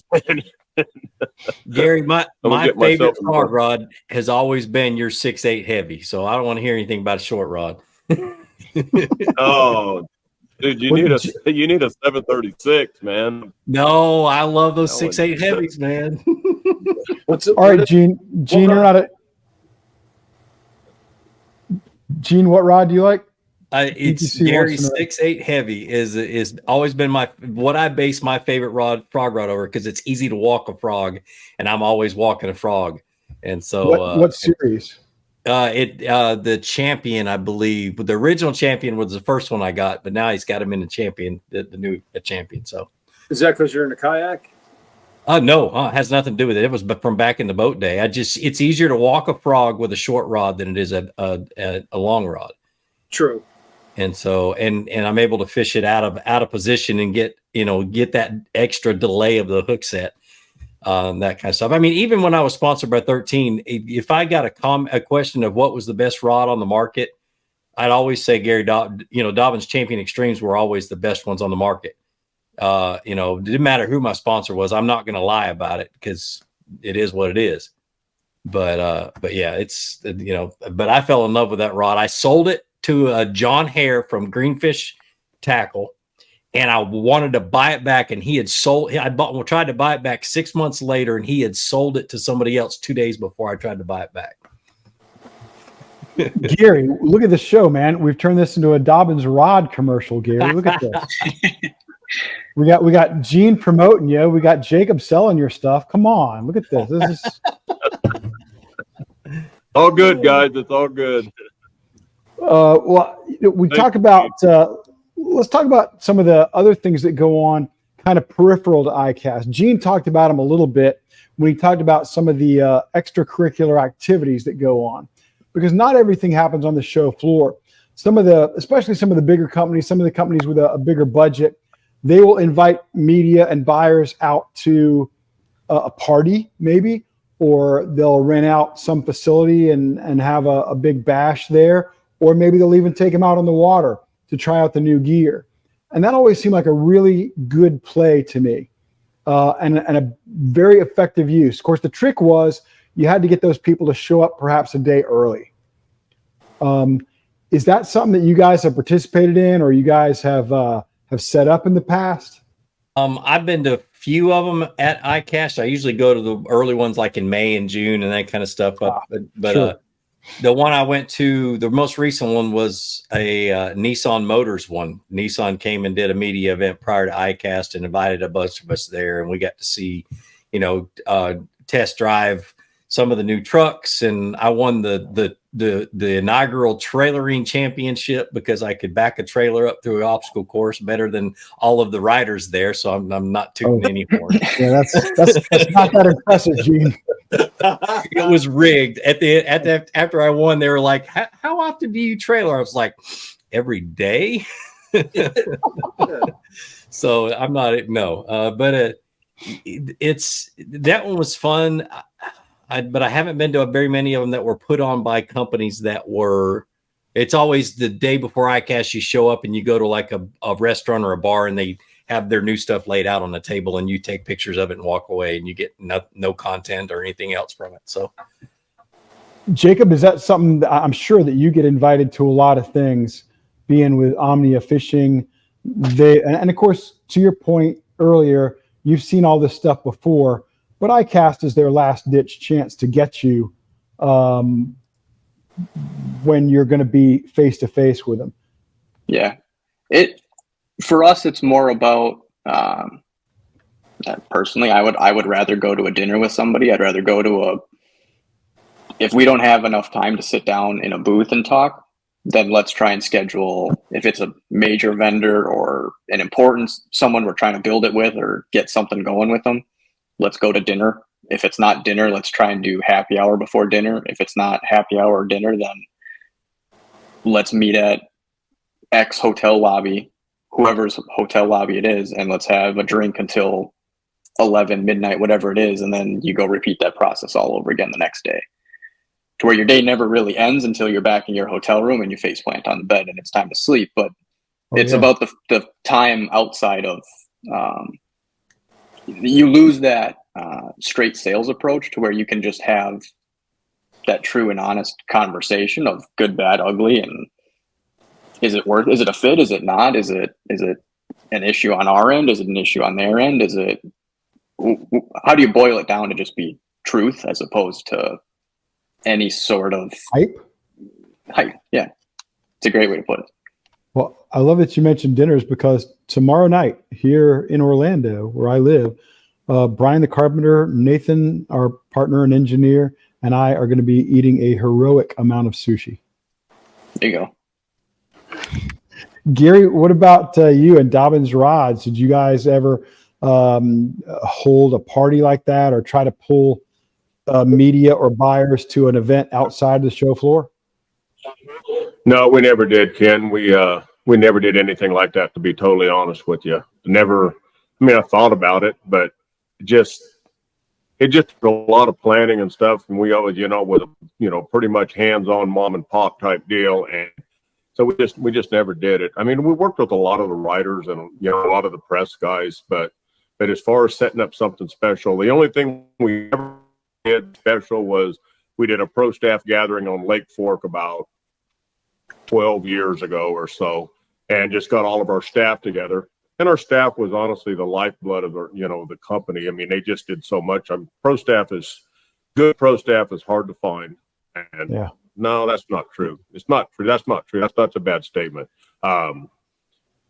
Good pro staff, you can't pay them for what they're worth. And they're just, they will sell more product for you than anything. I mean, pro staff is just, they work with the press, they work with buyers. You get good staff, that's just where it's at. And we had a pro staff meeting on Lake Fork. It's kind of the only thing we ever did. I never really consider ourselves a company big enough to try to stage something like that where we bring a whole bunch of buyers and so forth. I'd go down and meet the boys at Tackle Warehouse that were friends. I would drive a lot of their orders to them, 6 hours one way. And, we'd do lunch and then I'd 6 hour drive back. So I get to meet the boys at Tackle Warehouse pretty often. But not really. You're unique in the industry, I think, Gary, in that you had such an amazing reputation, have such an amazing reputation as an angler, and also as a manufacturer. And you've built such a relationship. You had a relationship with the media because of your angling skills and success, and you were able to translate that immediately into the quality of your products. So you're a very different animal than the average company out there. So kudos to you for having done things that way. Well, Ken, one thing that made the rod company easy for us is the fact that I did have a lot of those contacts because of the angler, and I'll arrogantly say I was a fairly successful angler, and so I had a lot of those contacts. But I also did a lot of sports shows, so I worked with a lot of dealers too. So when I started a rod company, we just got instant placement because heck, I already knew the dealers, I already knew a lot of the press. And the good thing about fishing is fishermen love to fish and they love to talk. And if you get a good product and you treat people right, I mean, it'll just take on a life of its own, and you're halfway there or more than halfway. You're a modest guy. How many boats have you won? How many trucks have you won? I'm curious. I've never won 39 boats. 40 boats. Sorry, Gary. 40 boats, 38 okay, Rangers, 1 champion, and 1 nitro. 38 Rangers, 1 champion, and 1 nitro. And guys, I'm a has-been. I've got old sucks. It's got old. My shoulders have got so bad that there's certain techniques I can't do. But a guy told me, I said I was a has-been yesterday, and he said, "Hey, dude, at least you was a 1 spin." So I said, "Well, thank you, sir."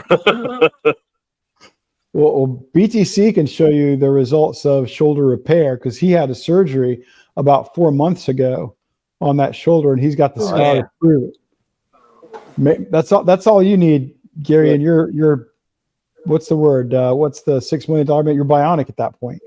What did you do before you started the rod company, Gary? I worked at a cable plant where I handled heavy spools of wire. Basically, tear weight was 1,000 pounds. It's not like I was picking them up, but I was swinging them around, moving them, pushing them, shoving them into the machines, and just wrecked the shoulders, to be honest with you. I mean, my right shoulder's been rebuilt 4 times. My left shoulder's been rebuilt 3 times. I mean, they're a train wreck, no doubt.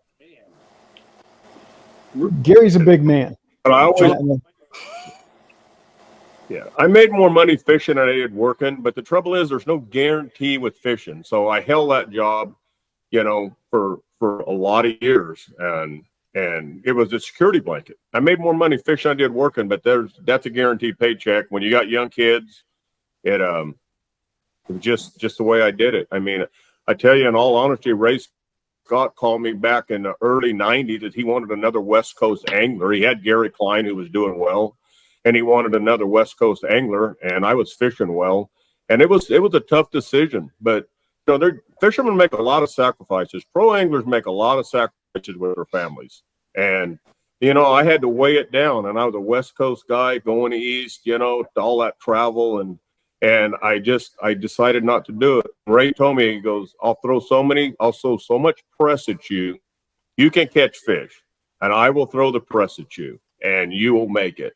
And it was a hard decision because I love to fish, but it's just too much. I mean, it's too much of a family gamble to leave and start chasing, quote, what we all call chasing the dream. And I passed on it. And I've thought about it a lot, what would have happened if I would have did it, because I was a run and gun tile fisherman, and, the best angler in the world fished exactly the way that I did. And I would just happen to be doing that before he was. I'm not saying I was the same angler that he was, but I mean, Kevin Van Dam made the biggest name in the fishing industry, period. And he fished the same baits that I did, throwing a spinner bait and a jerk bait and a crank bait and top water and covering water. And it's just such a fun way to fish, and I know I could have done it, but yet I was a little bit scared, and I passed on the opportunity. Family first, Gary. You made the right call. Amen. Amen. And hey man, you've had a hell of a tournament career. Just an enormously impressive tournament career. BTC, I know you got what I think is the best question of the night. Yeah, we'll go around the room here, and one change you'd like to see at ICAST. We'll start with Gene. Yeah, start with me. What change would I like to see at ICAST? I've talked about a few of them.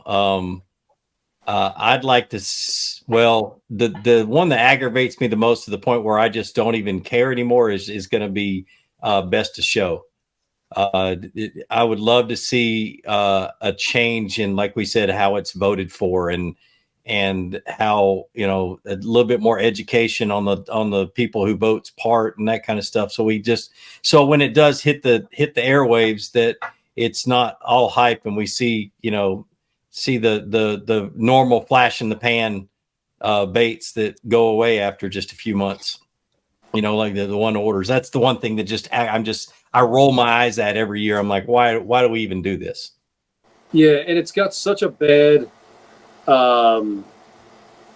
name amongst the public because of that. Yeah, and I hate to say this, we take bets on whether it's going to be Daiwa or Shimano. Every year me and my buddies, we place bets. Is the best rod and reel going to be a Daiwa, or is it going to be a Shimano? What's it going to be? And there's so many other good rods and reels out there, but. Yep. Jacob? Tag right along with Gene on that, because I agree with every single thing that he said. But to do something different, I'm going to go say what I had said earlier. ICAST needs a shot in the arm. They need to do something different. They need to put a bunch of smart people in the room and come up with something. And honestly, the general public might be it. Maybe they do it a limited number. Maybe it's a limited number. They're going to let 10,000 people only in, the first 10,000. Or maybe you let, an exhibitor, invite X amount of people and they pay a fee to get in, whatever that is. But then something needs to change. They need more. ICAST, talking to the guys on the floor, we all love to talk, and everybody says, like, man, ICAST just kind of run its course, there's something's got to change. And so it just did. Put a bunch of smart people in the room, kick around some ideas. Maybe they limit 10,000 people, make money on them. That shows that's ICAST about making money. This, you charge an entry fee, make money on them. But I think it would help get more people, more booths in the show if you had the general public in. I just think they just need to come up with something different. Not necessarily that's the answer, but something needs to change a little bit. Trampolines. Need to get an exciting factor back in ICAST. Girls jumping on trampolines. After 4 p.m. After 4 p.m. Yeah. I did not expect this to be I did not expect this to be a breakthrough show like the trampoline idea, but I'm strangely proud to be a part of it. Jacob, you're up. What would you like to see done at ICAST?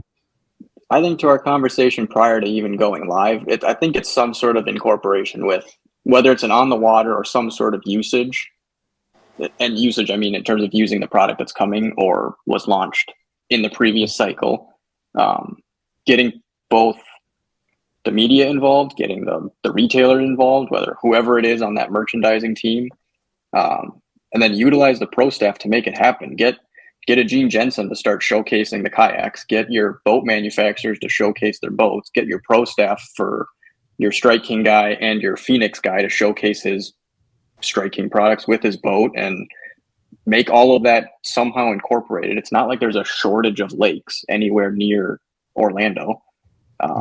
They wouldn't have to be on Toho. Put us on any of those smaller lakes and say, if you want to go check out these brands, they're at this lake that's 15 minutes north. If you want to check out these, they're 30 minutes east, whatever it might be.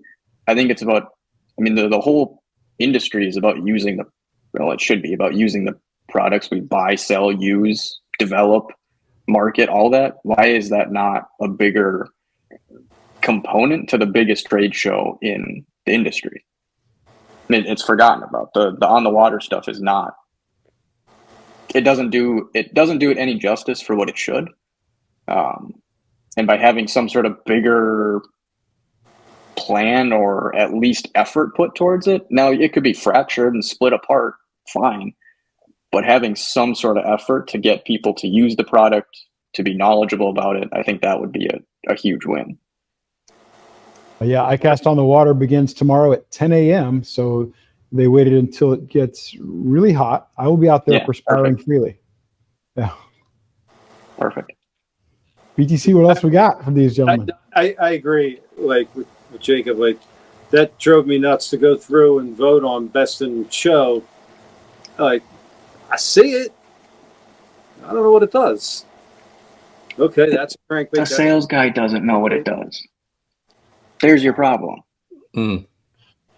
If the sales guy doesn't know what it is, then it's up to my judgment. It's up to Gene's judgment on what he makes content on. If that guy doesn't know what it is, he finds just as much value on the water as I do, as anybody else does. I had a sponsor year before last. I'm not going to say any names, but I had a sponsor that they had a separate marketing agency that was dealing with their marketing, and I would get a email every month. Where's the content? And I would email them back and say, where are the baits? Where's the content? Where are the baits? Every month. And then I showed up at ICAST and everything was a surprise to me. And I had no clue what was coming out. It was like it was a secret to the guys who were going to create the hype. And shortly thereafter, we split ways, of course, but you can't work. I can't be a value to a company who doesn't know how to use me, or use themselves. Or 100%. Yeah. Wait a minute. Are you guys suggesting that the greatest minds are not in control of the fishing industry? I'm not throwing anyone under the bus, but I'm saying I think there's opportunity for improvement. How dare you? Unbelievable. Yeah, anybody smart somewhere else where they can make more money, not fishing. Well, I love the fishing industry and I've worked in the industry a long, long time. I don't ever want to have to leave it. But yeah, there's brutal challenges out there, and ICAST is one of them. ICAST is a great idea that could be so much better. So much better. I think it will be if we get people that listen. Good luck with that, my friend. Good luck. We need to have a conversation about that, Gene. Yeah.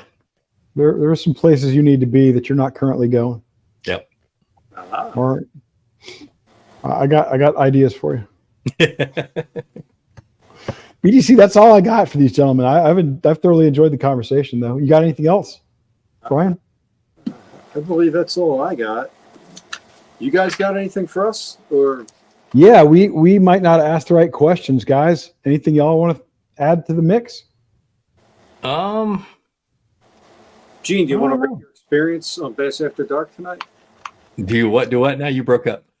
Rate your experience on the show. My favorite part of this whole show was the shameless plug for that hat when Brian swatted the fly off the camera. I wanted to swat flies like so many more times, but it was pretty awkward. You held it like perfect, just like this, and then you went whap, and I'm like, oh my gosh, that was perfect. But Gary, Nathan's got to cut that up. One of my big meetings this week's with GSM, so how about giving me a little bit of a plug? There you go. It's only right into the man. I'll walk you right to the man. There you go. You'll be seeing Crispin Powley, and there's no better emissary. There's no better emissary than Gary Dobyns for that, especially after you gave a great plug to Dobbins rods. So, a little quid pro quo there. Gotta like that. And folks, when we assembled this panel, we honestly had no idea if these guys knew each other. We assumed they knew of each other, but we did not know that they knew each other. So always a mixed bag on Bass After Dark. That's right. I've got a picture from probably 2013 or 14 with Gene Jensen at the Northwest Sports Show. I was probably just of legal driving age. You have the picture right now? I can try and find it. It's a pretty good. Hey, Gene, did you hear that? He just called you old without calling you old. I know. I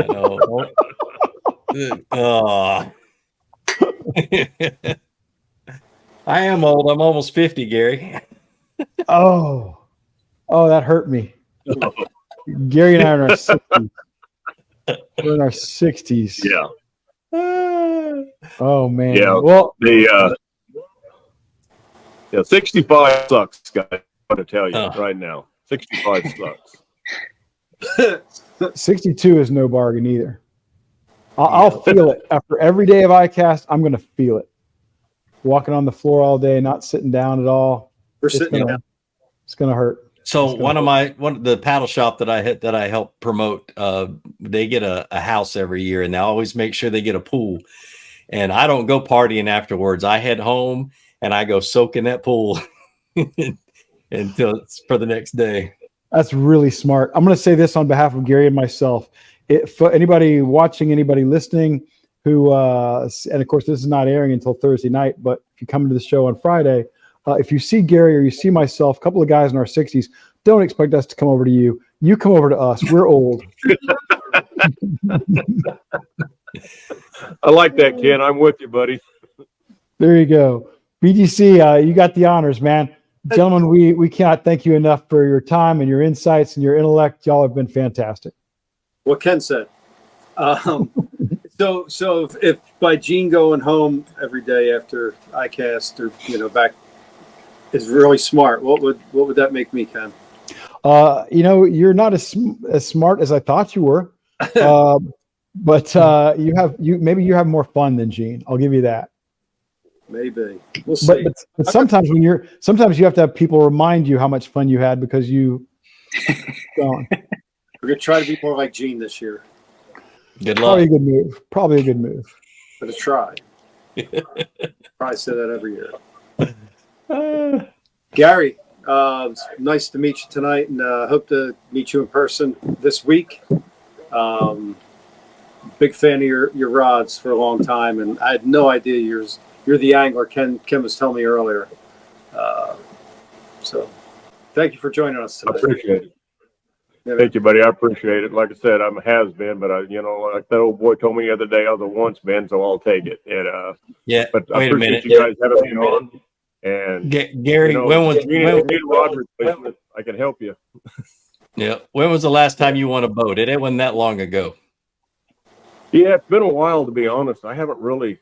When I moved the company to Texas, I left both of my kids. That was a big part of the company in California. So I basically went to work with the rod company. I haven't fished, so it's been a number of years. I still fish, but I don't fish tournaments, and I just kind of retired out, I guess. And my shoulders are really bad, guys. I mean, they're really, I can't use a flipping stick and I can't throw a jerk bait, and that's the two of my best techniques. And so, if I just can't compete, if I can't compete with the technique that was my strength, and I just feel like fishing with one arm, and it just sucks. But I love the sport. I love building rods. I love being around the industry, and that's the thing. I mean, I'm going to see a lot of friends in the next few days, and I look forward to it. And hope I get to run into every one of you guys at least. And Ken, you come over to our GSM booth. I've still got a pretty strong headlock, so you just come on over there, and I'll give you some introductions.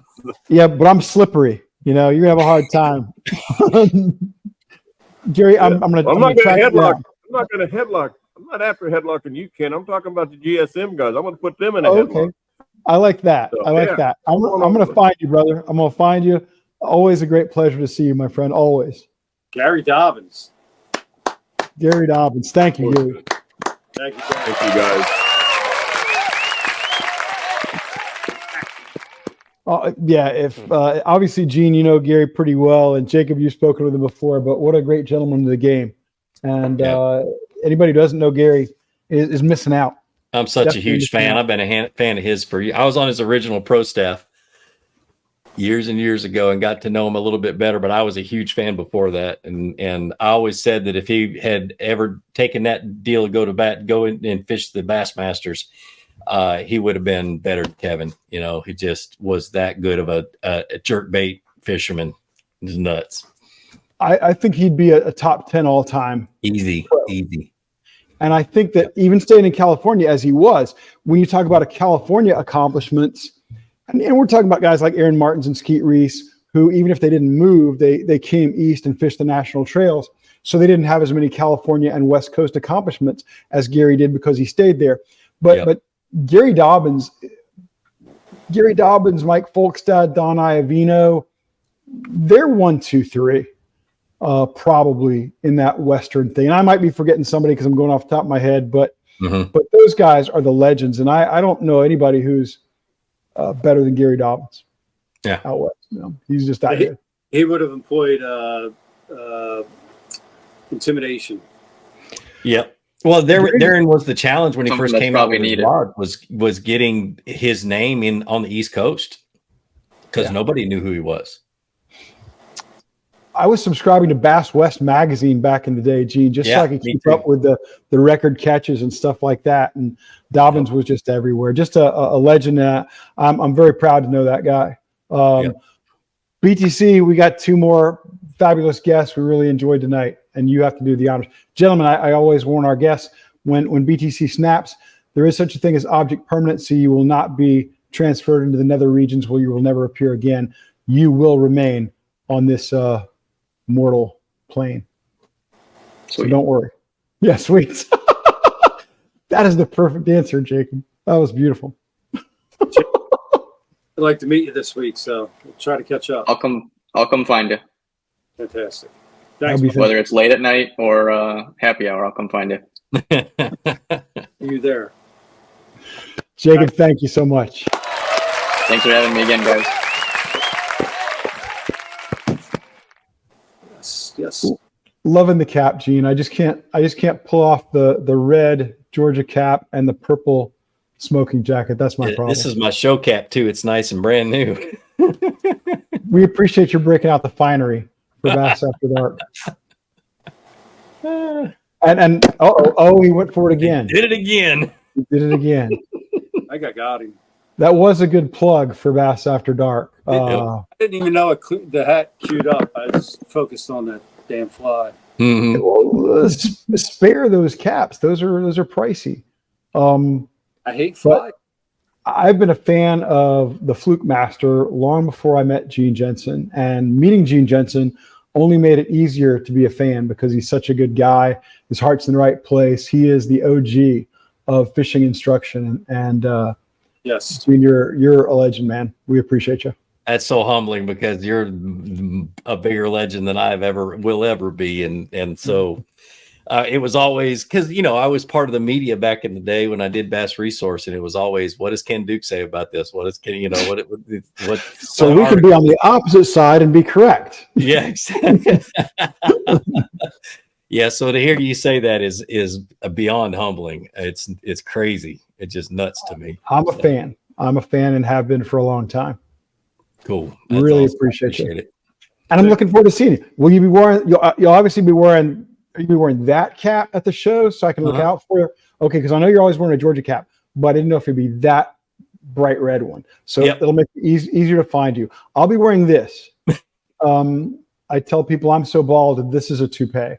So I'll be easy to find. I'll be wearing a New Jersey hat. It'll be the color of garbage.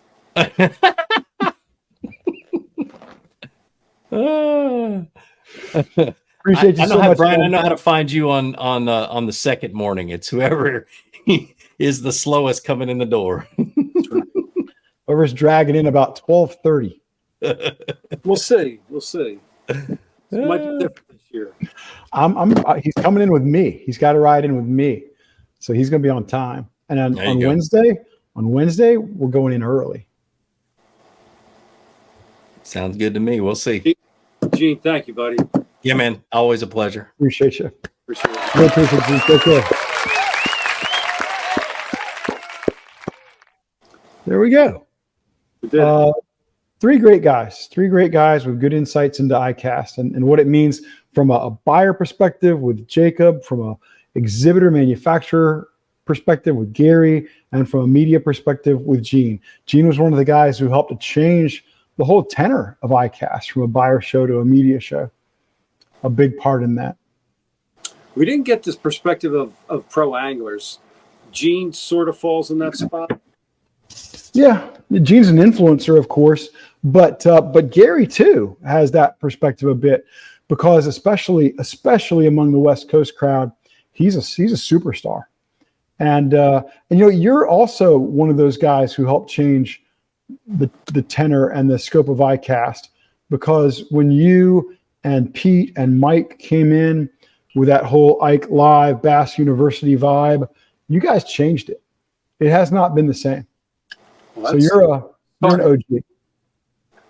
Well, I didn't say you made it better. That's what I mean. Clearly. No, I better or worse, I'm just going to go with different. I think there's certainly some aspects of it that are better. There are certainly aspects of it that I don't like as much, but it's different. And the one thing we know is that if things don't change and evolve and shift, they die. So you were part of that movement that had kept it alive. Staved off death. Ken, it is Yes, time. sir. People have been waiting. Oh yes, that's right. We have to do a trivia question Yes, we do. to give away. Is that what you were talking about? Yes. So Okay. Ken, you're going to ask this trivia question, I am indeed. and Jacob is ready and waiting. He's monitoring the comments on Facebook and YouTube alike. For the person who gets this, that answers this correctly first. Most first. Most firstest, I believe, is the correct grammar. That's what we're looking for. Most firstest correct answer. Yes. And you at least got to get the manufacturer and the bait name. Okay, you got to get both. You can't just say Fat Wrap and win. You got to say Rapala Fat Wrap, which hasn't been made since the 80s, I think, or maybe later. Anyway, all right, you ready? I'm ready. You ready? Here we go. Sure. In the history of ICAST, which started in 2002, ICAST is relatively young. AFTMA was the same thing before it. But in the history of ICAST, only one fishing lure has ever won overall best of show. What was the lure? Shocking when you think about it, but that was mostly because of the flawed voting system that existed until just a few years ago. That meant that if you were in a category with very few entries, like kayaks, that you had a massive advantage over everybody else for winning overall best of show. And if you were in a category like hard baits, soft baits, terminal tackle, you had no chance whatsoever. But when the voting system got corrected, suddenly all these different categories were on an even footing. And whereas when ICAST started back in 2002, there were 18 or 20 categories. This year, and they seem to expand every year, this year there will be like 40. Really? And yeah, like 40 different categories. And that's nice because, everybody has a much better chance of winning when it's broken down like that. But the big categories at ICAST, the ones that obviously everybody really seems to focus on, are freshwater hard bait, freshwater soft bait, saltwater hard bait, saltwater soft bait, freshwater rod, reel, saltwater rod, reel, fishing line. Some of the apparel categories are a very big deal. Tackle management's a big deal. But there are so many categories now. How big is the fly fishing industry compared to, like bass fishing and freshwater? Well, I can tell you that the overall fly fishing industry, in the fishing industry, fly fishing is about 2% in terms of market interest and spending and so forth. Just about 2%, which is very small. But it's very avid, and those people do have a lot of money, typically. ICAST, there's an organization called AFTMA.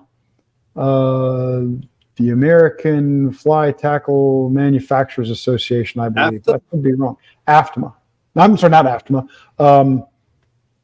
NAMBLA. International Fly Fishing Manufacturers. This is terrible. I should know this. I know what ICAST stands for. A few years ago, some ASA folks made the rounds at the Classic, like in 2019 or 20, and they asked everybody what ICAST stands for, and I was the only person out of dozens they asked. They put a camera on you, and they said, what does ICAST stand for?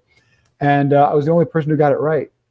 But now I can't come up with the fly fishing organization. But anyway, they have their annual trade show in Colorado, or have for the last few years.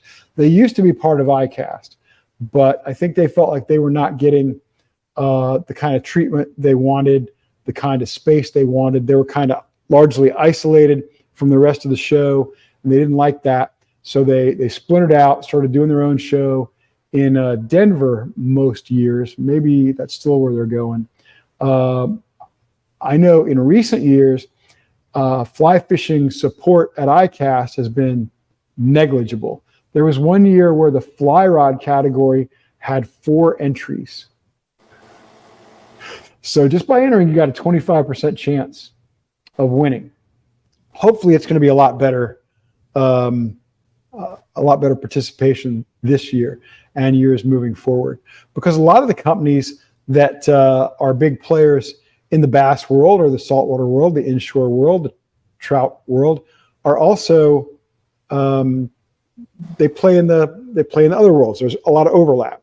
For example, St. Croix is big in fly rods. Loomis is big in fly rods. Pure Fishing has a couple of big fly rod companies in Hardy, and so there's a lot of players who need that overlap and benefit from it. So I hope the fly folks will come back. How about Shakespeare?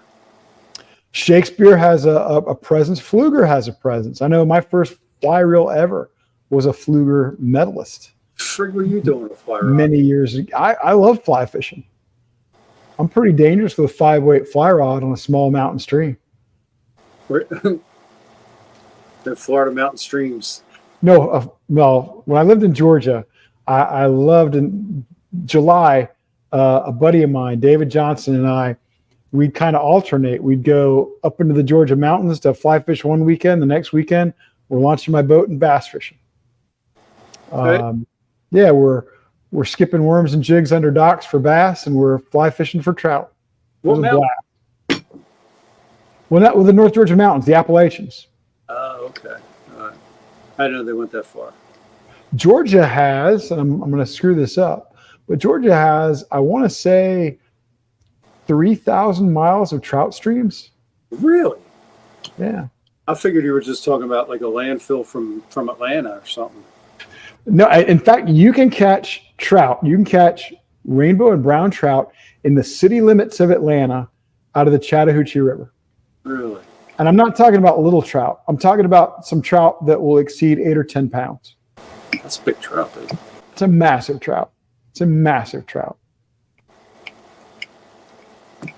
It's a lot of fun.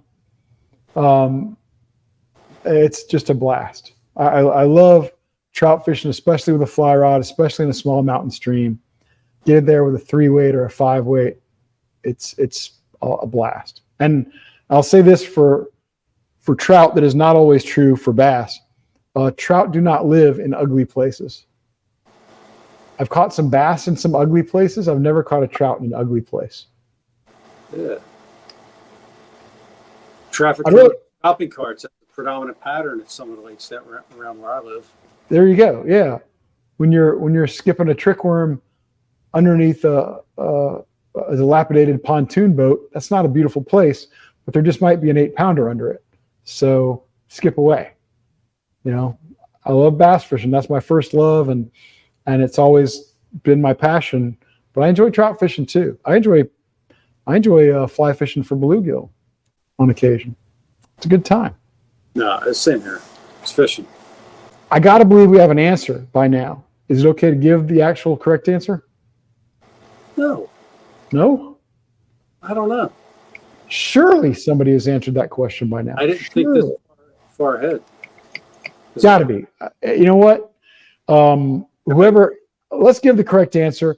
And if somebody has to type it in after I say it out loud, they still win. I'm okay with that. Ready? Well, you know the answer. Tell everybody. It's the Gilly. The Berkeley Powerbait Gilly, which won just a few years ago.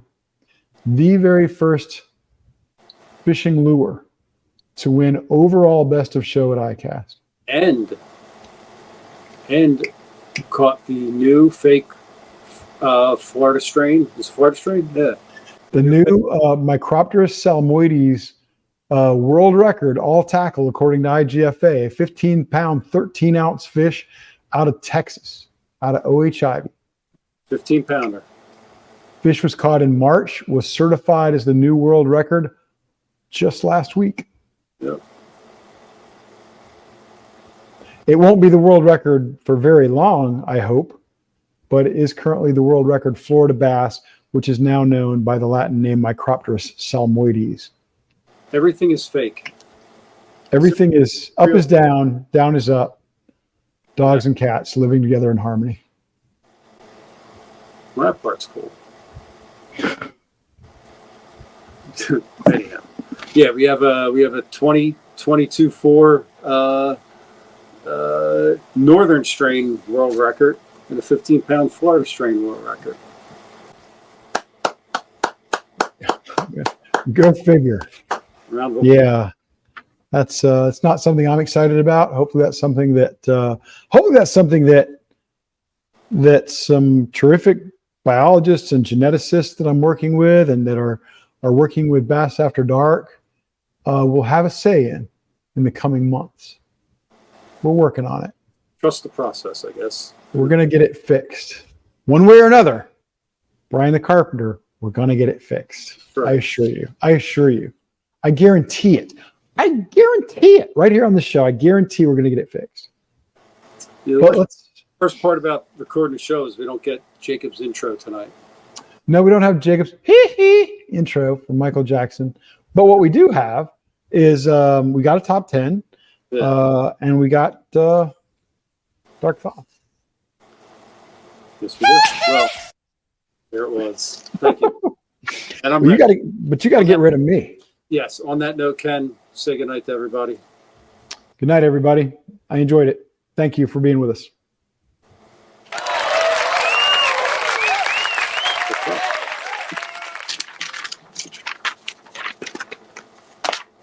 And here we go. Thank you. Thank you to the viewers, first and foremost. Thank you guys for checking us out tonight. Appreciate it. All you guys. Shame we're not live so I can see your comments and love some of them and hate some others. It's the nature of life. No big deal. But for real, appreciate you guys. And please like, share, subscribe, tell a friend, and so on. Thank you to our sponsors, Livingston Lures, the Bass Tank, and Lures and Lead. And somebody won a healthy package tonight, whoever got that question right. Thank you to our guest, Gary Dobyns, the Fluke Master, and Jacob Bros. What a name. It's fantastic. Thank you to Nathan, our partner engineer, voice top 10. Jacob Morrison, the intern, James Riley, Ron Stallings. Next show is next week. Question, is there a place for tournament circuits based on technology, age, etc.? We're going to put this one together at ICAST. Before I go any further, the top 10. The top 10 signs you're not the coolest angler on tour. Number 10, BASS won't let you wear its patch on your jersey. Number 9, annoying rookie that everyone laughs at you. Number 8, your Tackle Warehouse discount code adds 15% to the total cost. Number 7, your only friend is your imaginary co-angler Jack Page.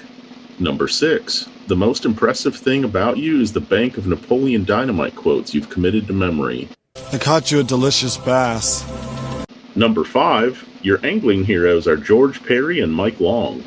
Number 4, your tournament jersey doubles as vest for picking up roadside trash.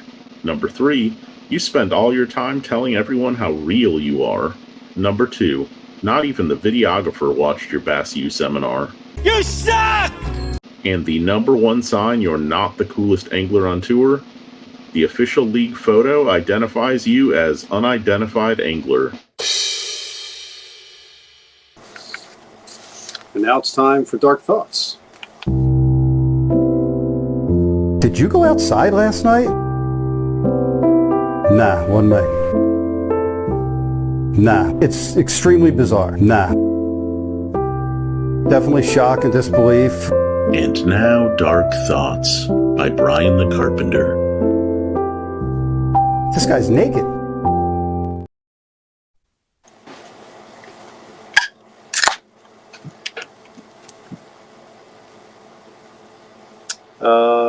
Yes, bear with me here.